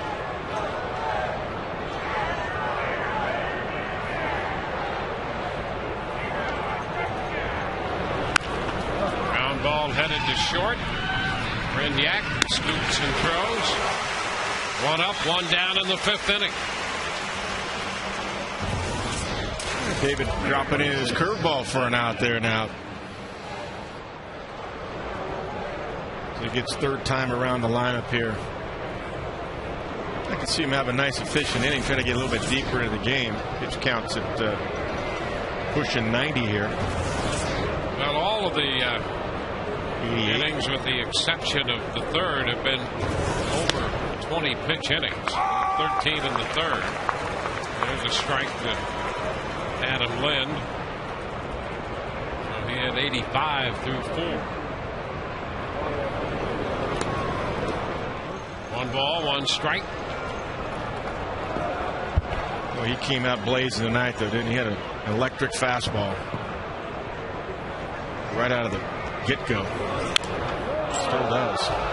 Count is 1-2 now with that foul ball back. Yeah, he's been consistently in the mid-90s, and on occasion a couple ticks over that.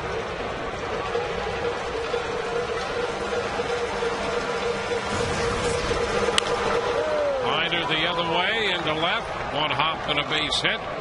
Crawford returns it to the infield. Lind has a hit. Hit number 3 surrendered by Price. He's also walked 5. He's not happy with that 2-strike pitch. And just trying to put it in play.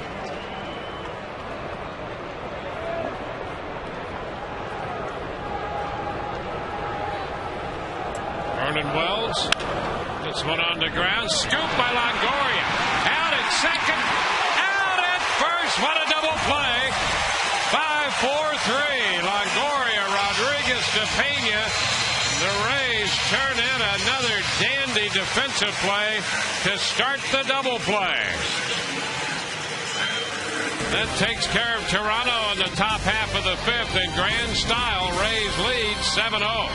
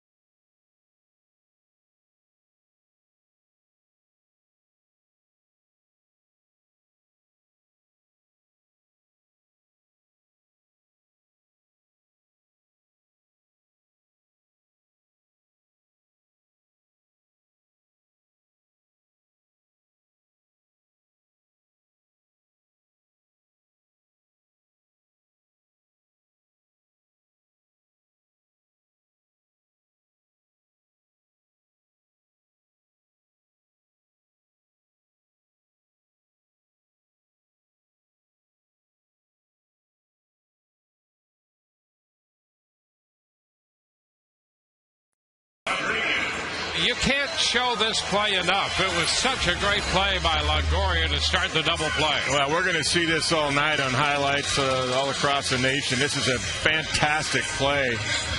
We're kind of used to seeing Evan anything going his way, Pickett, but this was an unbelievable double play to Pickett, and then have his balance throw a strike to Rodriguez, and Sean, the great turn to get the runner by a half step. Great double play. Sean Camp is the new pitcher. Sean Rodriguez the hitter, and he fouls the first pitch away. That's a strike. Rodriguez is 2 for 2 with a couple of runs batted in, 2 doubles, a run scored. He's extended his hitting streak to 10. He faces Sean Camp.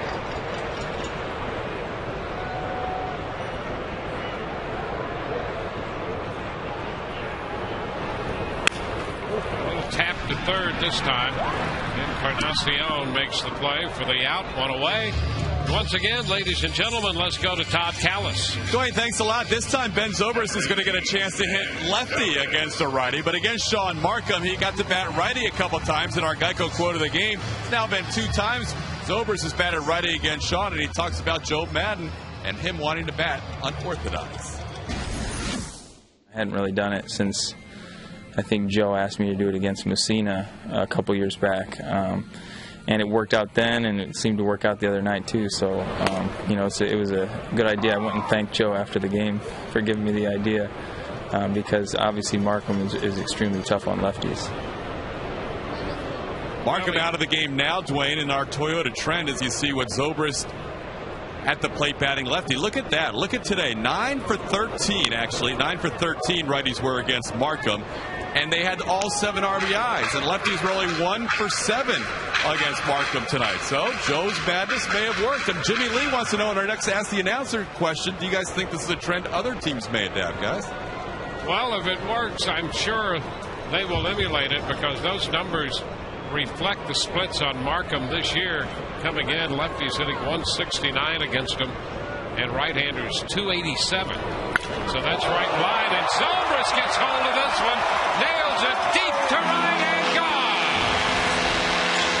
Ben Zobrist from the left side hits one out. That's his 5th home run of the year, and the Rays tack on a run. It's 8-0.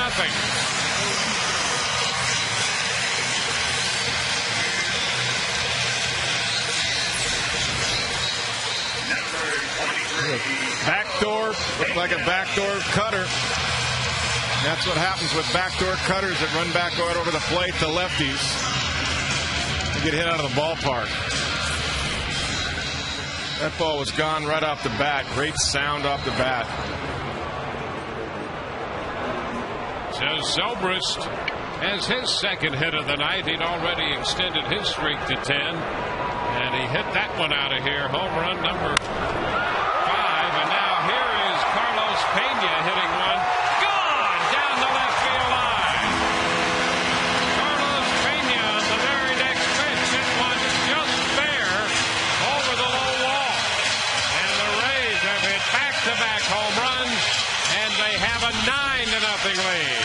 For Carlos Pena, that's number 12. 4 home runs in the last 2.5 games for Pena. Carlos just stays with it and tries to go that way. And that's what we were talking about when one of our questions tonight was about Carlos Pena and how do you stop the shift. That's how you stop the shift. You start going to left field and left center. You're going to stay away. Go ahead and hit it out that way. So back-to-back home runs by Zobrist and Pena. 1 strike to count to Navarro, who's already hit a home run tonight. And don't forget, he was part, in fact, he was the 3rd part of that back-to-back home run barrage the Rays hit against the Angels on this date in 2008. So come on, Navi, hit one out just for fun. 2 balls and a strike. The count here.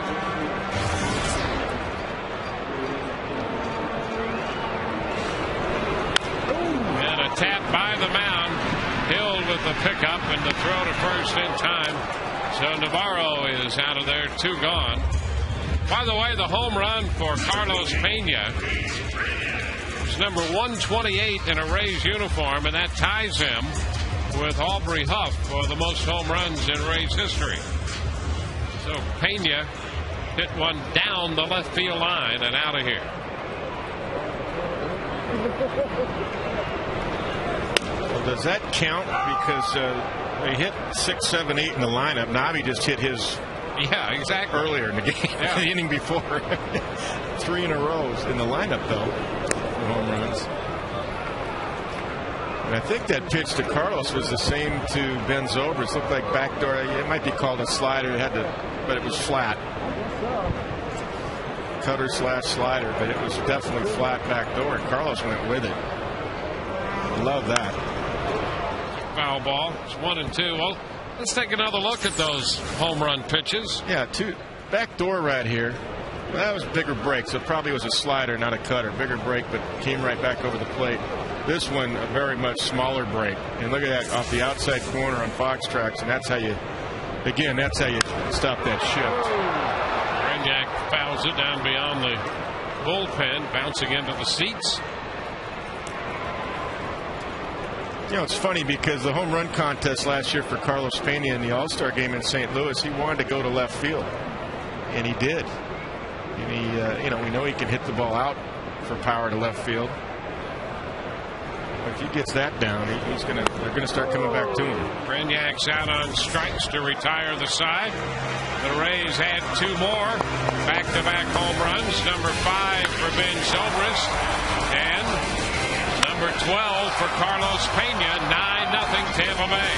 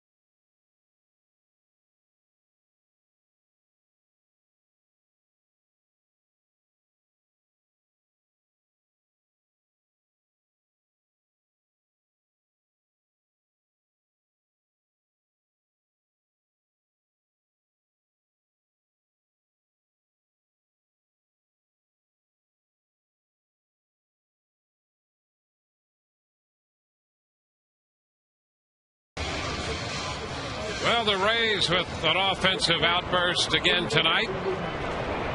In the 3rd straight game, they have scored at least 9 runs. We go to the 6th. Jose Bautista takes the first pitch, and it's a strike call.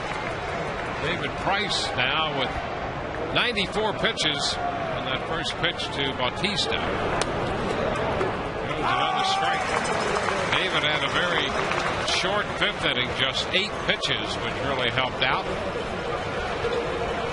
And a great play by Longoria to start a double play, and that one comes in and hits Bautista. An 0-2 pitch that just got away. So 5 walks and a hit batter.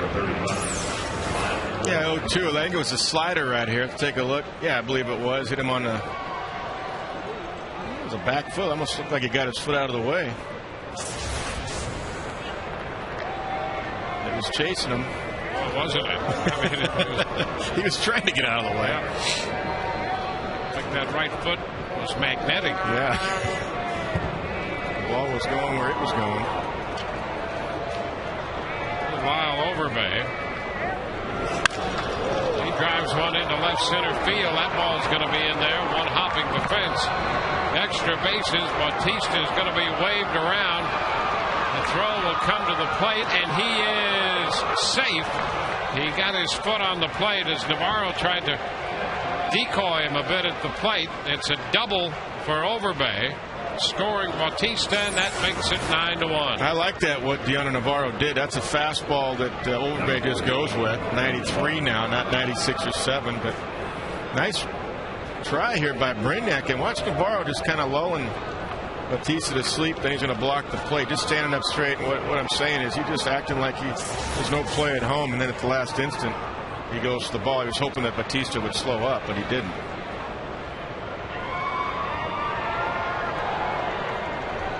John Buck. Pitch is foul back. That's a strike.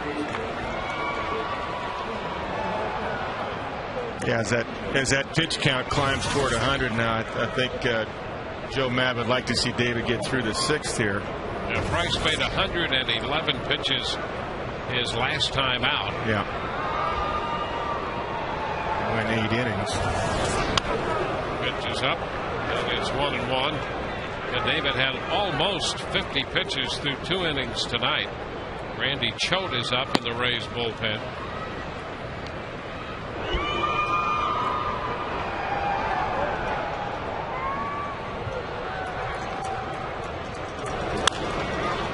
Pop up. Comes Pena in from first, making the grab. 1 away. Sunshine State bragging rights are on the line. You can join Rays expert Dave Schreiber and Marlins expert David Villavicencio. It's Friday during the game for a live chat on FoxSportsFlorida.com. You can speak up for your team. They face the Marlins in Game 1 of the Checkers Citrus Series. So log on to FoxSportsFlorida.com. That's Friday at 7.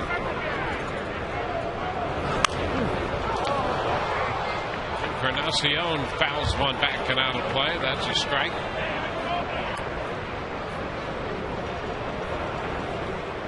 Encarnacion has walked twice.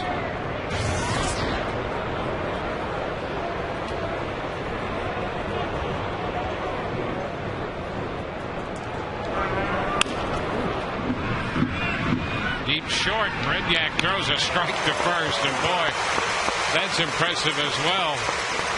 He's showing a good arm here in the 6th inning on the throw to the plate and on that play. Yeah, you know what? And he read the hop. He had to wait back right there. That was a nice job by Reed. Because he had to wait back and get a true hop, he knew he didn't have much time, so he just fired it over there. Look at that. He tracks it right into the glove and just gets up and fires a bullet over there to Carlos Pena and gets him by plenty.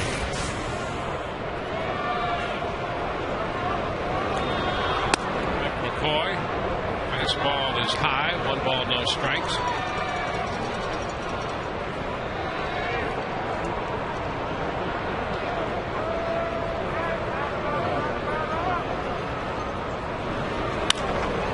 McCoy pops it up right side.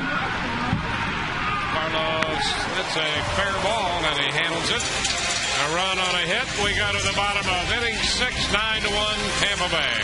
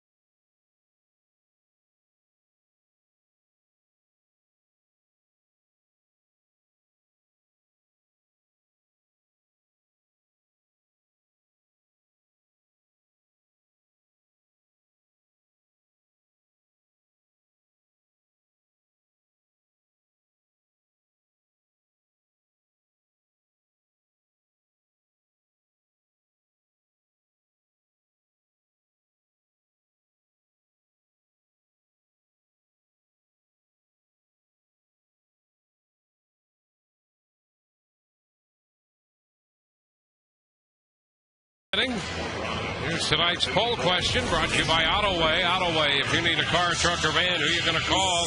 Autoway. Call 1-800-SHOP-AUTOWAY.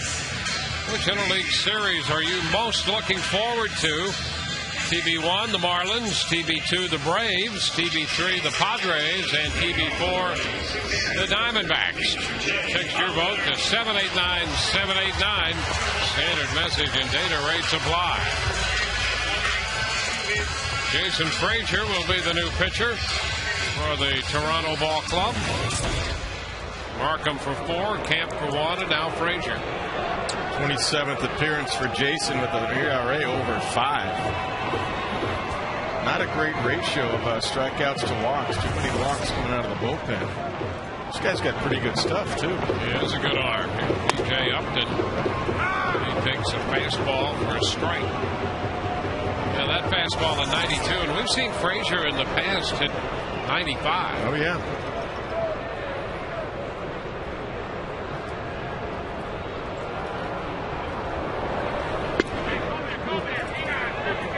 On the count. Cleveland leads Boston. It's a 3-0 game. In the top of the 8th, Boston batting in Cleveland.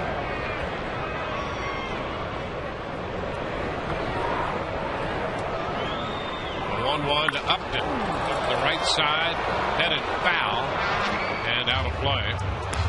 1 ball and 2 strikes. The Yankees have scored 2 in the 6th, and they take a 3-2 lead on Baltimore in the top half of inning 6. You know, that Boston-Cleveland game, that's a Buchholz, Justin Masterson. Yeah, how about that? Shutting them down. He doesn't exactly have ideal mechanics. He's got a lot of movement on his stuff, but command has been an issue. But he's shutting down the Red Sox in Cleveland tonight. I think he's on a mission. Being traded. That happens, doesn't it? Yeah. Oh, yeah. Oh, yeah, you get up for that.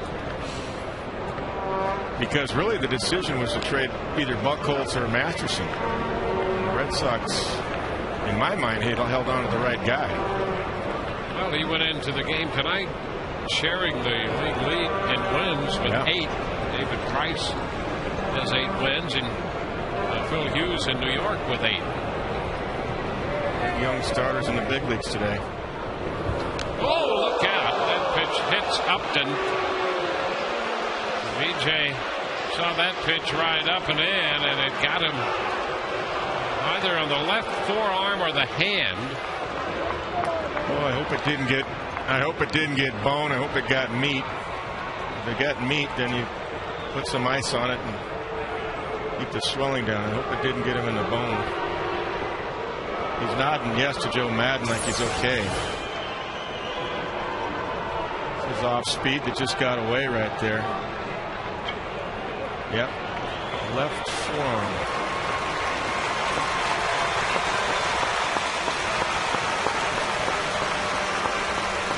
Got his head out of the way. Try to turn in totally if you can and let it hit you in the back, but it was running in on him. So Upton, hit by a pitch, is aboard. Appears to be just fine. So he's on base again, 3rd time tonight. It's Carl Crawford. Carl takes a fastball, strike 1. I mean, that's a habit now for Upton getting on base 4 times last night, 3 times tonight, and 5 times in the last game of the road trip Sunday in Texas.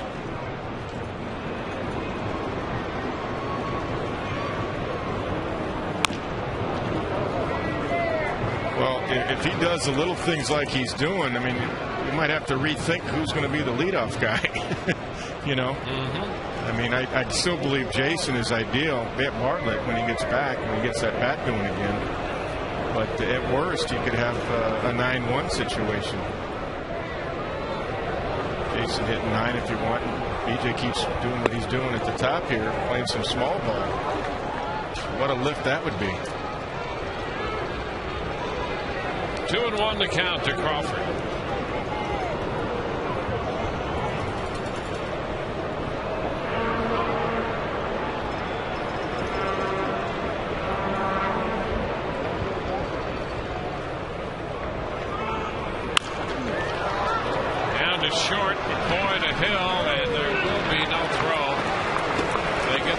base on Upton, and that's it.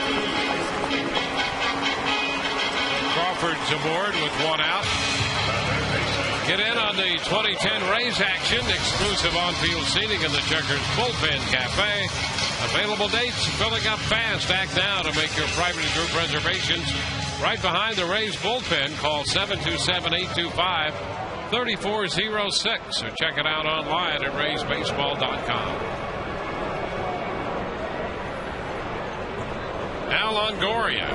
Evan has been on 3 times. A run scored and a run driven home. Tracks this one all the way in low. A fastball for ball 1. Rays got 7 runs, 10 hits, and 4 innings against Markham.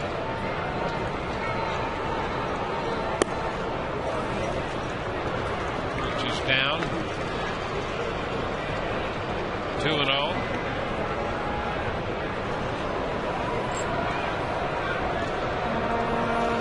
Justin Masterson's gone through 8. He's only given up 2 hits. All zeros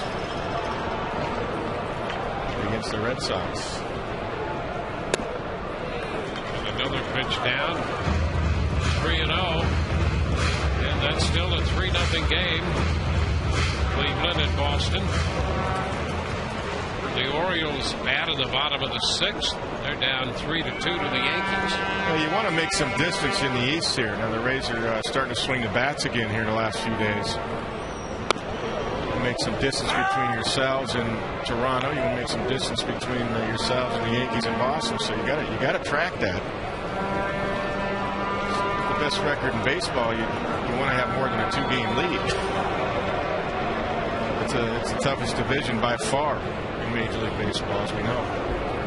3-1 to count. And Longoria takes that for a strike. The 3-1 slider. And the count is full.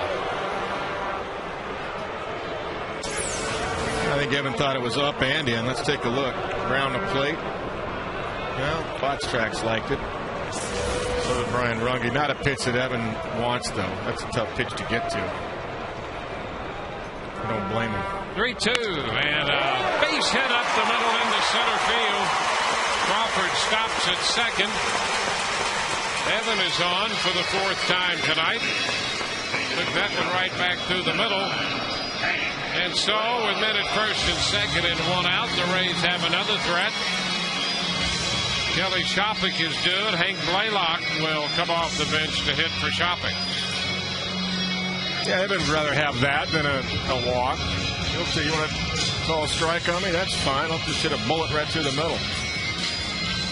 Well, Kelly Shopik did his job in the 4th spot tonight. 1 for 3 with a couple of big RBIs. Big sac fly, especially in that 3rd inning. Helped open up the game a little bit before the double by Rodriguez. And so Hank Blaylock steps in.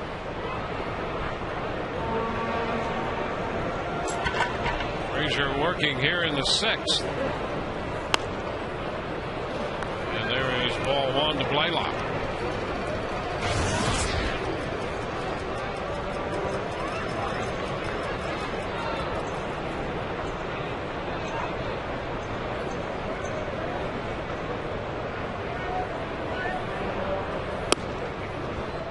Pitch away. 2-0.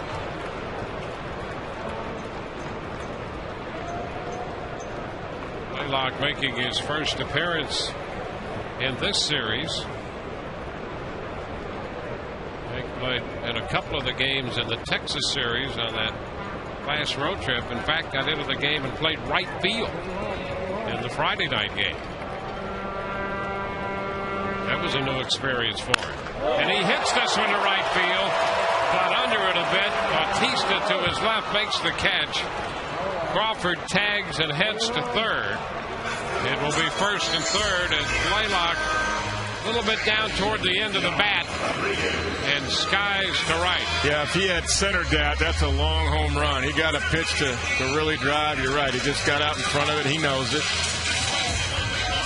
That was definitely a home run pitch and a home run swing. Take a look right here. Look at that. Up in the zone. Big time extension, and he knows he missed it. Well, you got to be able to play all positions when you're playing for the Rays. Hank found that out. That's it. Bring more than one glove. Now Sean Rodriguez with men at the corners. Cut and a miss. Rays scored twice in the first, 3 in the third, and 2 runs in each the fourth and fifth innings. Rodriguez has been involved in the scoring, driving in 2 and scoring a run, 2 for 3 on the night.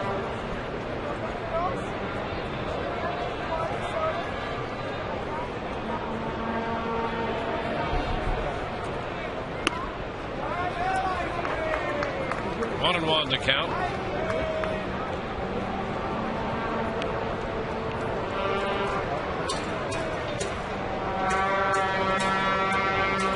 Rays have out hit Toronto tonight, 13-4. In the dirt and blocked by Buck. 2-1.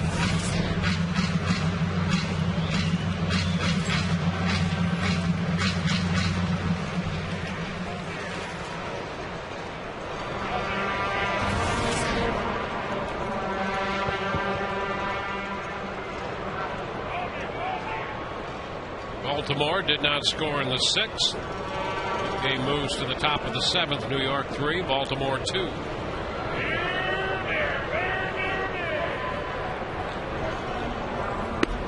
Outside, 3-1. Not able to hold off on that little slider away. Got to believe he's not going to get a cookie right here, middle in. Probably have to look away again. That's the difference. Frazier might as well throw another slider. Yep. And a base hit lined into left. Crawford scores. Longoria stops. Rodriguez has his 3rd run batted in of the night, picking up his 3rd hit. And the Rays scored their 10th run. It's 10-1. Let's take a look at this pitch. Yeah, they went fastball. Really, Buck was just kind of setting up down the middle. 3-1, they just challenged him with a fastball, and he basically all 3 hits have been off the same pitch, and he's hitting the left field.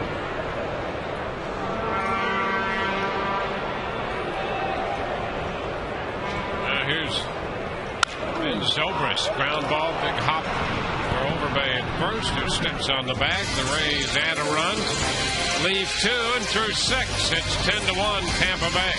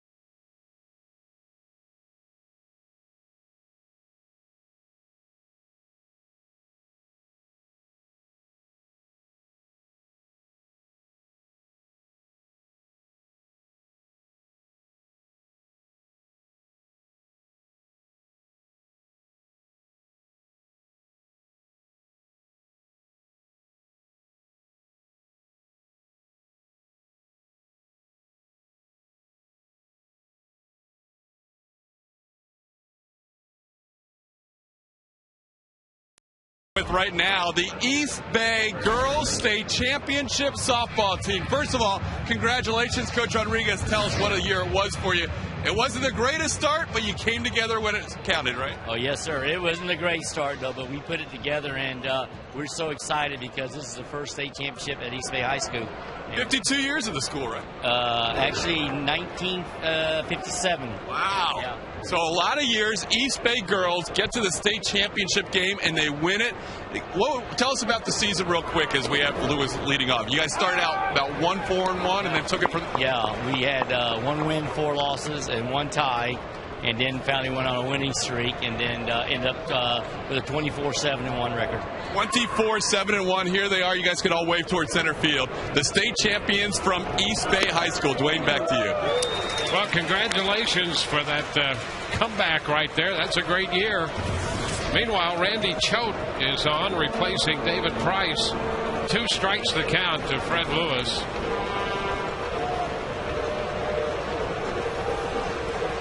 Lewis 0 for 2 with a walk tonight. And he is out on strikes. He tried to hold up halfway through, had a little chopping swing, and is out number 1. You're looking at 97 all night over the top from David Price, and you get this slide arm slider from Laredo underneath.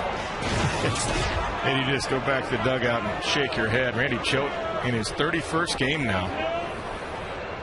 ERA is still high, but that's some of the bigger innings that happened against him earlier. He's been pitching pretty well overall. Now Aaron Hill fouls it into the screen. That's a strike. The Rays have 10 runs, 14 hits.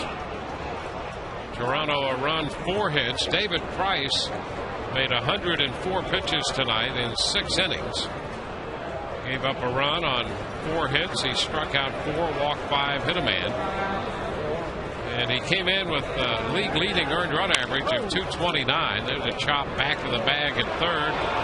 Longoria's long throw is a strike. Aaron Hill is out number 2.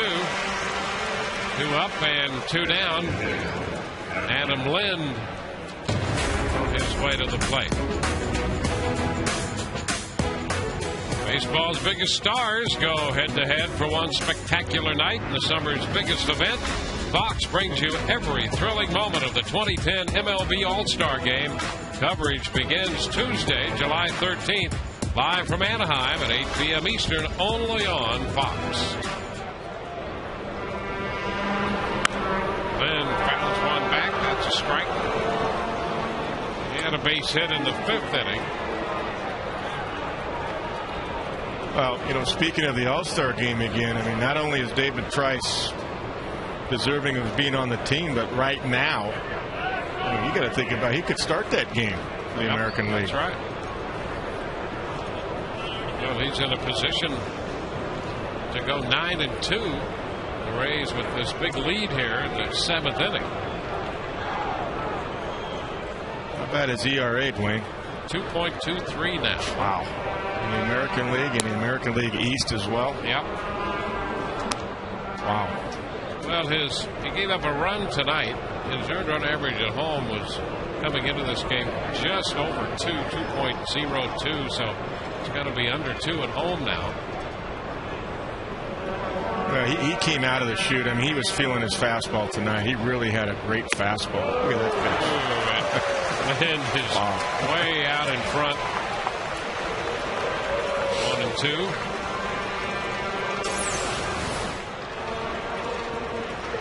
That little slow breaker, 78 miles an hour. Yeah, he's got the variation of his breaking stuff. He'll throw a slider that just will not stop running away from a left-handed hitter.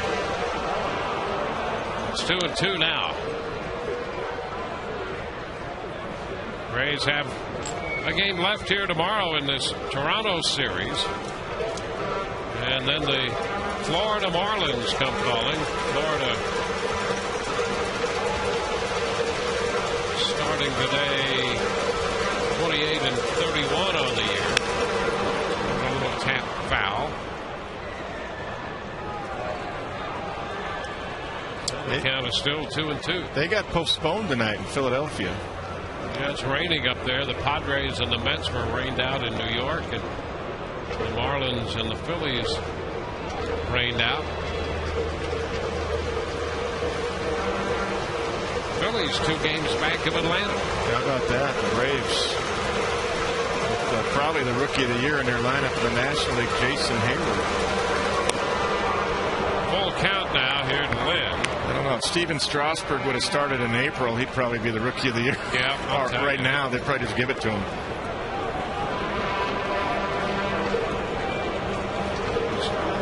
Quite a debut for Strasburg against Pittsburgh.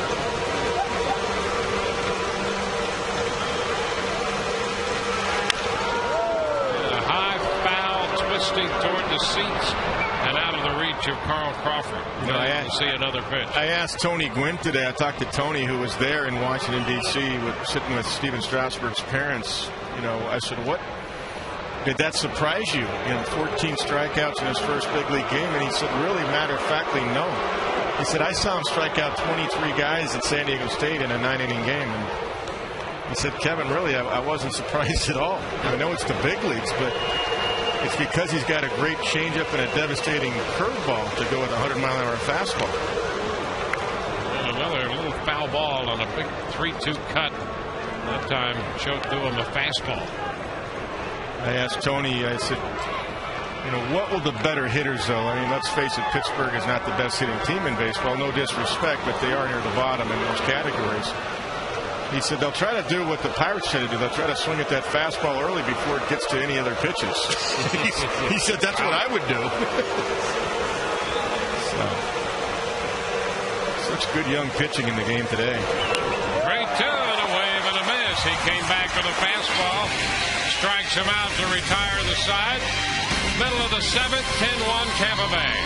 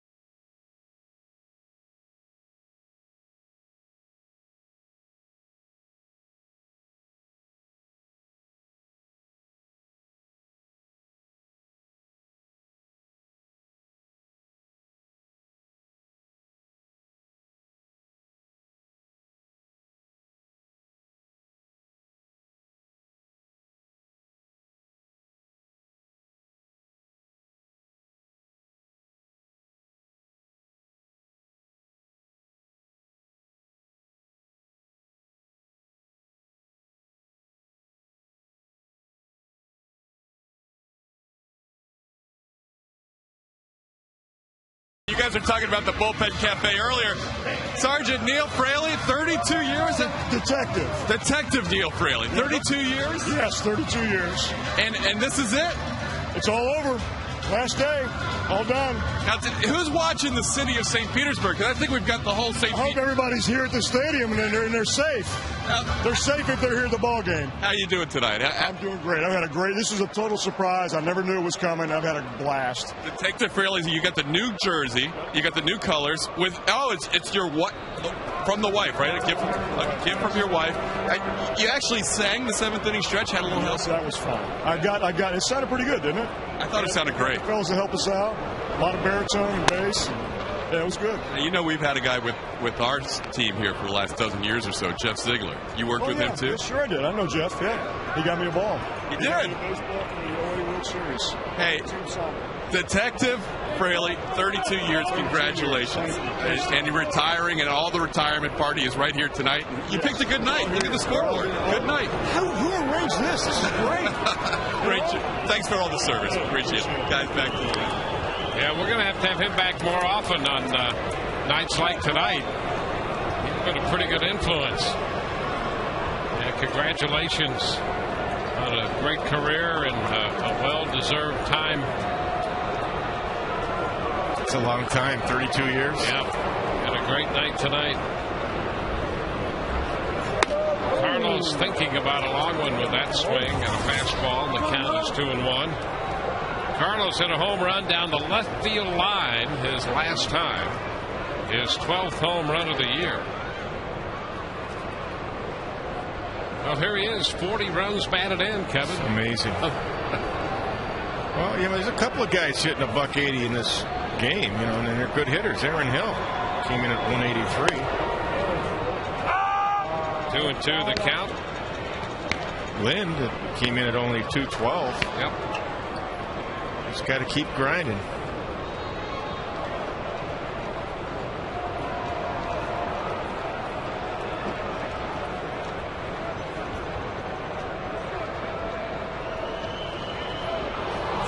And a swing and a miss on a fastball. First he dropped his arm slot down a little bit there. Strikes out Carlos Pena. Time now for the Jaguar performance of the game. And the Rays offensively tonight putting 10 runs up and 14 hits so far. Navarro has homered. Zobrist and Pena have homered.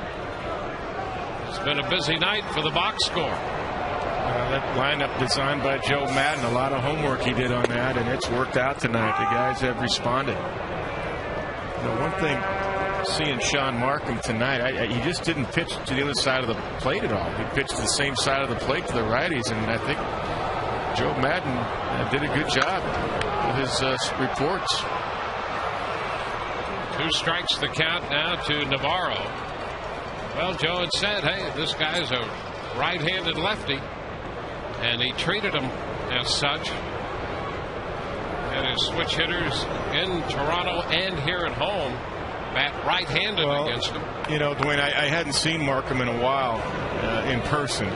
Obviously, I saw the game on TV. You guys were up in Toronto, but I thought last time I saw him before the injury, I saw a better breaking ball, and I just didn't see it. I could see why Joe put that lineup out there that he did now that I see Markham in person, because he just doesn't have a pitch to neutralize right-handers, and unless you're not going to throw your changeup to righties, and you're going to be in trouble. 2-2 the count to Navarro. A lot of the pitches were left in the middle, you know, into the right-handers, and they just jumped on him. And his fastball is not overpowering, so unless you keep it down and you're sinking it and cutting it with a good location, I can see why righties get him. So we go to 3-2 on Navarro. Well, if you eliminate one pitch, that's a significant move. The Rays, that was a shot by Navarro. He hammers this one deep into left center field. Unfortunately, toward the deepest part of the ballpark, and Lewis runs it down. So Navarro, another long drive after the home run in the 4th inning. He hit it a long way there. Just an out, however, 2 gone. Yeah, 3 pretty good at bats tonight. The home run obviously was a blast in the 4th. He also lined out to right field in the 2nd.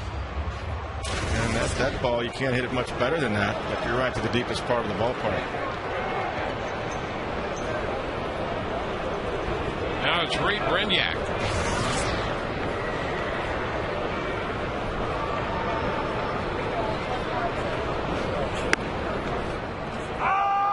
The pitch is a strike.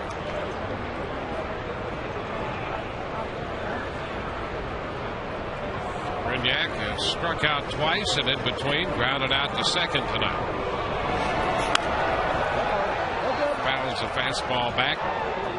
0-2.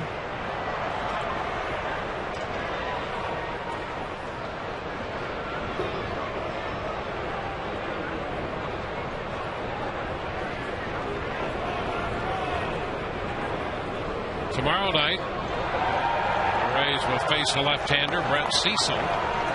Wade Davis will be on the mound for the Rays tomorrow night. Look at it. Pitch close.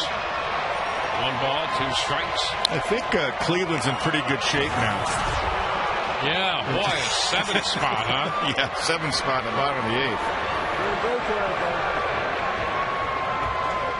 10-0.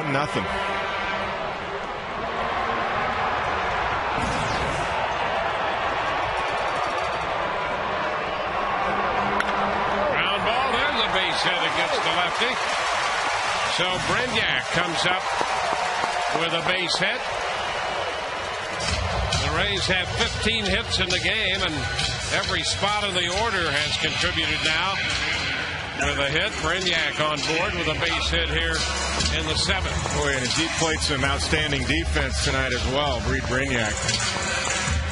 Might as well get into the fun, have a base hit in your last at bat. Maybe, never know. Bottom of the 8th. It could happen.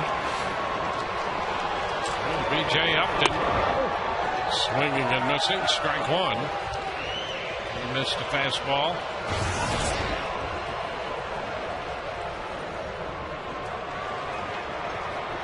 Scored 3 runs tonight, BJ. Or 2 runs. Kind of hits it on the ground to short. McCoy with the toss to Hill. The Rays are out in the 7th. We go to the 8th. It's 10-1 Tampa Bay.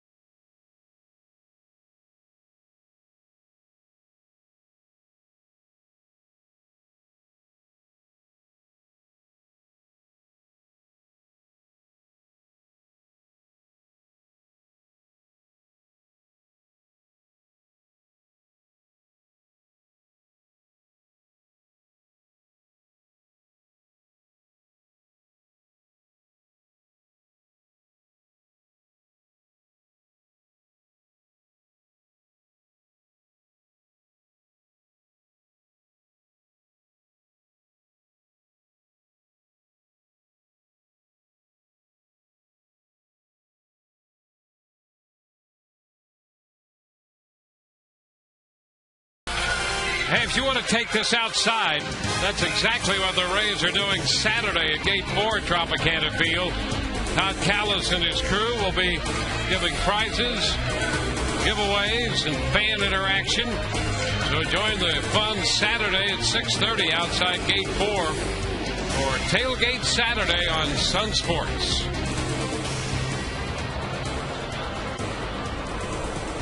Lance Cormier will be the new pitcher for the Rays. It's 10-1. Vernon Wells will lead off against Cormier. 22nd appearance for Lance. First pitch to Wells is in there for a strike.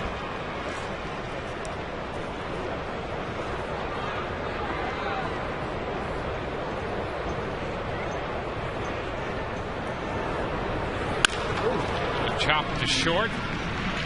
Yak with a big hop in the throw, and a nice move by Pena to the foul side of the bag to gather in that throw. One away. Hey, let's go to Todd once again. Todd? All right, Dwayne, this time we have an Ask the Announcer question, courtesy of 3 different viewers. Jim, Roger, and David all want to know about Jason Bartlett. When might he be back, and what will happen to the roster when JB is ready, guys? Well, that's a great question, and if they were tuned into the pregame show, they heard Andrew Friedman say that it would be very interesting when it comes time for Bartlett to come off the disabled list, and from all indications, Jason is going to be ready. They put him on the list retro active, and so he was working out yesterday and today, and he looks pretty good. Yeah, he's moving pretty well right there. With some agility drills.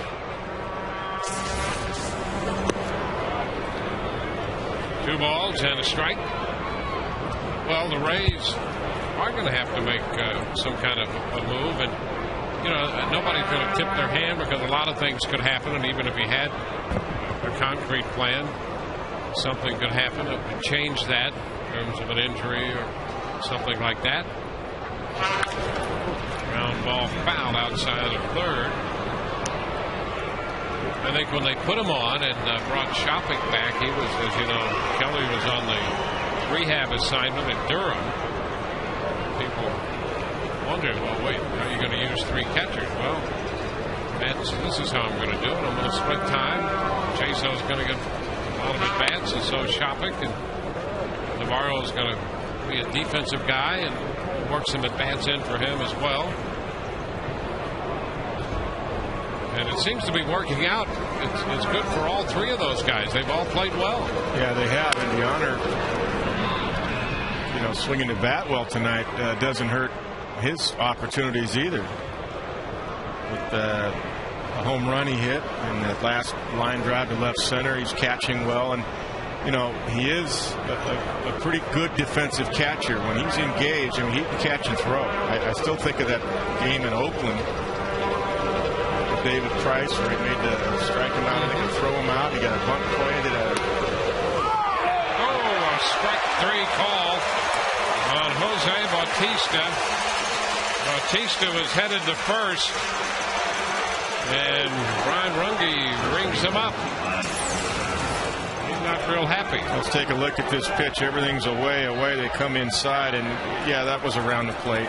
Even from the center field shot, that was that zone opened up. That was inside. Jose, you're right. Not a great call. Lyle Overbay. The pitch is down 1-0. Well, umpires don't like the idea that a hitter will make his own call and head to first. Yeah, that doesn't help. But you know, that was inside, and you know, it's happened to the Rays too. The zone on that side of the plate started out a little bit wide all night anyway. And you know that by this time, by the 8th inning, you certainly know that as a hitter. So you got to protect. 1-1 to count now to Overbay. That foul ball off his foot.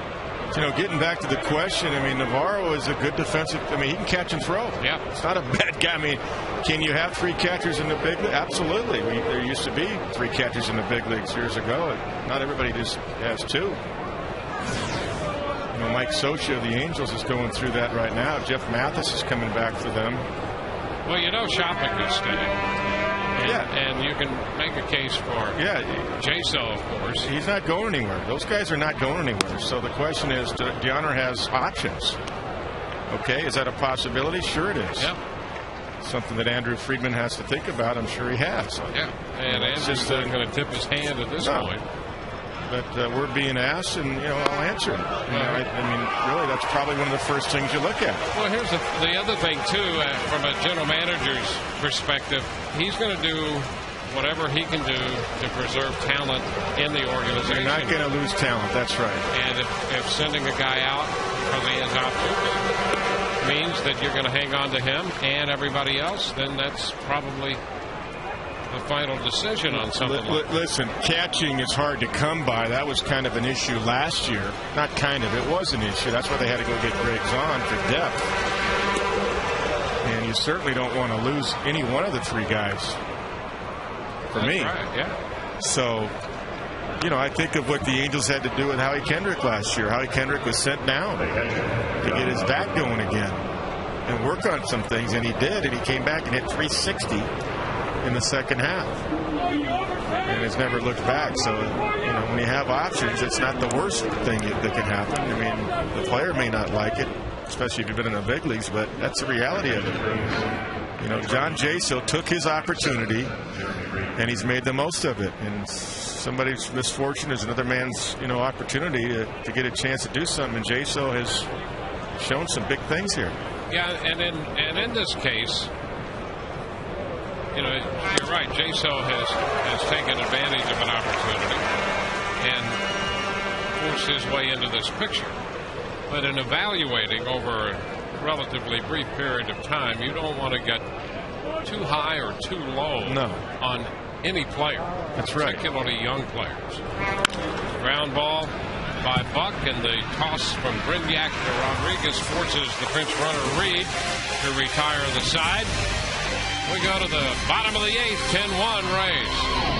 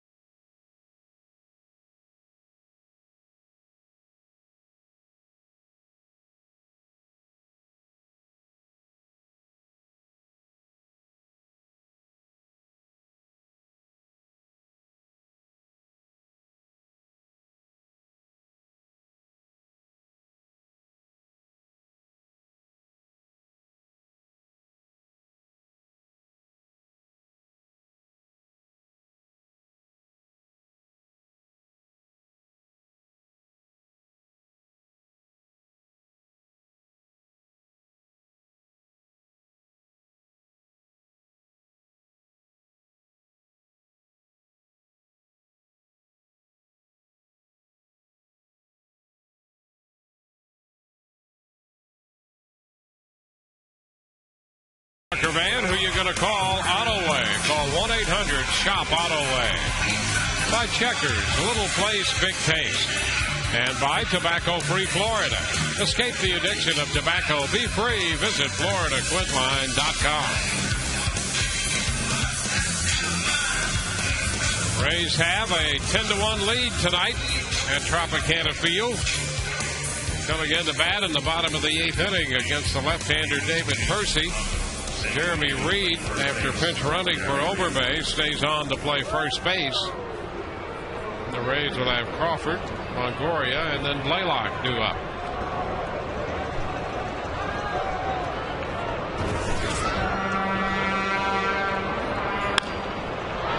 Fly ball into the left. Lewis to his right, grabs it. Crawford's the first down in the eighth inning. The Rays with 15 hits tonight. Fourth time they have accumulated as many as 15 hits in a game. The last time was in Houston on May the 23rd. That batting average up to 327. 47 RBIs.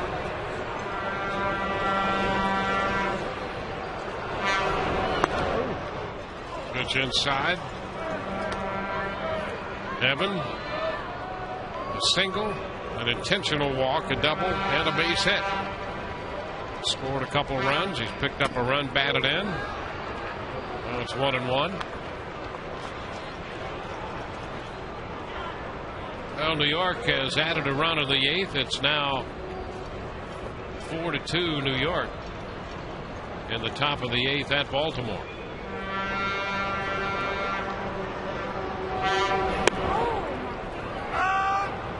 Strike 2 to Longoria.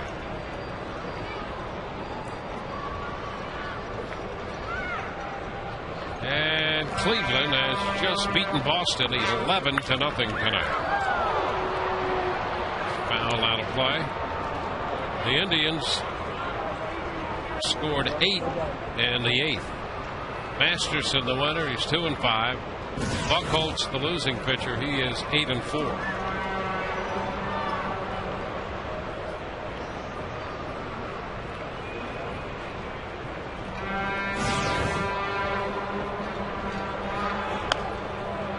Two and 2.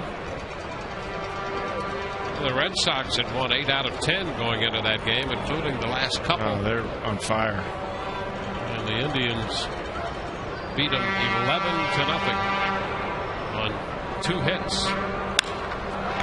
Fly ball center field. Wells. 2 outs. So the base is empty. Hank Blaylock will bat. Well, as you know, stealing bases is a big part of the Rays game, and you can tune in as Joe Madden discusses why they do it and how it affects other teams. Carl Crawford will demonstrate examples of how he leads and slides in the process of stealing bases. Foul ball back. Hank Blaylock. That'll be Sunday at 5 p.m. Another edition of Inside the Rays, The Art of the Steal. For a preview of the show, visit foxsportsflorida.com. That's one you don't want to miss. So that'll be at 5 o'clock on Sunday, Inside the Rays, The Art of the Steal. There's some great information in there. 1-1 the count to Blaylock.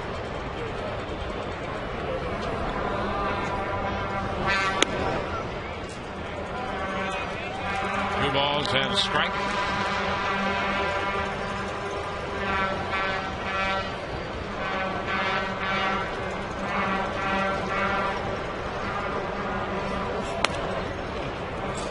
That's strike 2 call. Doubled up on it down there.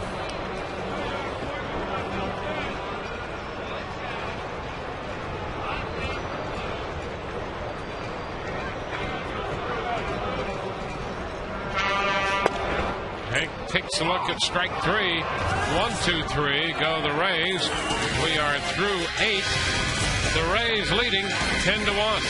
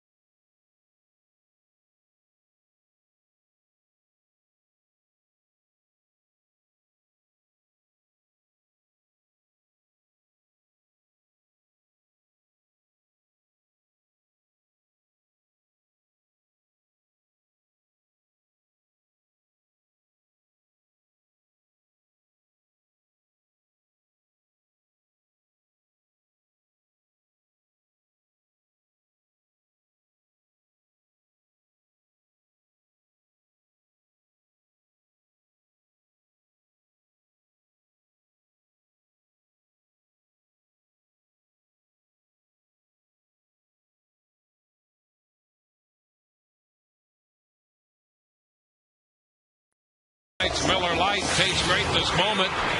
The Rays with 15 hits, and they played some long ball tonight.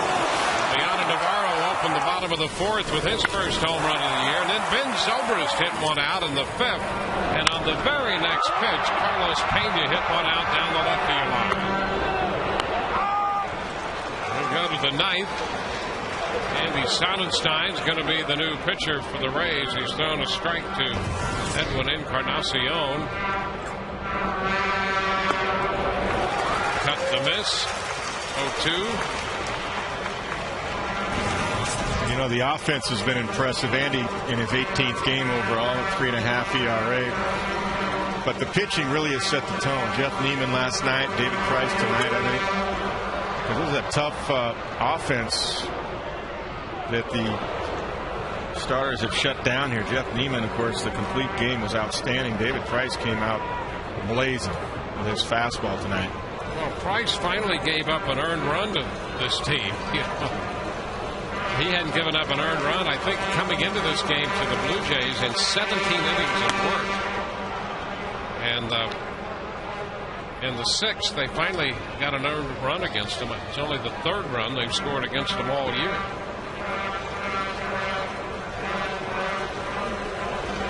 1-2. Breaking ball stayed up. 2-2. So Cormier worked an inning.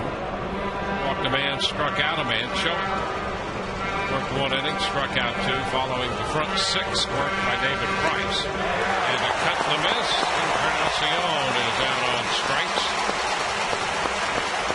That's 8 strikeouts now for Rays pitching tonight.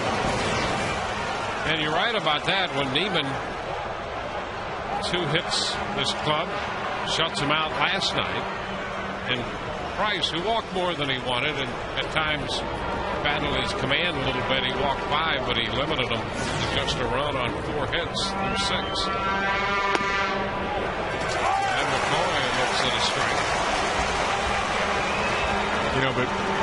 As hard as David was throwing tonight with that 96, 97 fastball, the walks actually turned out to be conveniently wild because you can't get comfortable as a hitter when you're throwing as hard as David was tonight.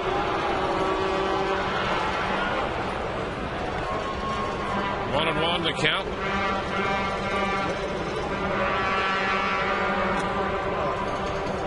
Two balls and a strike.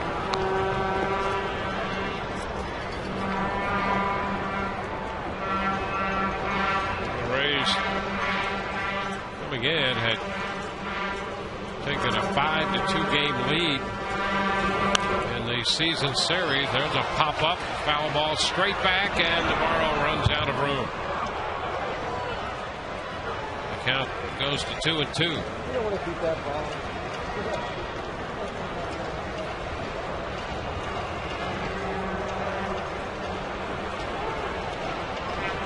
The Rays, the 4th time this year, pounding out 15 hits in a game.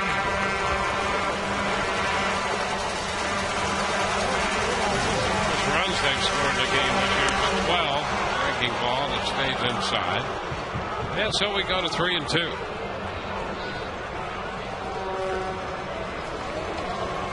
Well, it's good to see the offense break out because when you think about it, I mean, it's still good pitching that the Rays are facing. They're just having better at bats. Line drive going to be caught by Brignac. McCoy lines to the shortstop. 2 up and 2 down. You think of Rich Harden, who's been a frontline starter his whole career. You think of the guy tonight, Sean Markham, of course, coming in with an ERA of 2.77. And then last night, Talent, who threw well up in Toronto. Fred Lewis, pitch is down. Ball, no strikes.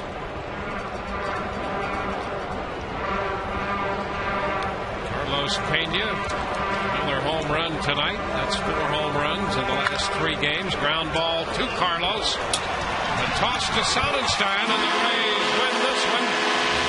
1-2-3 go the Blue Jays in the 9th, and the Rays are 10-1 winners. They've taken the first 2 games of the series. David Price will be the winner. He's 9-2. Markham the loser, 5-3, and we'll be back in just a moment.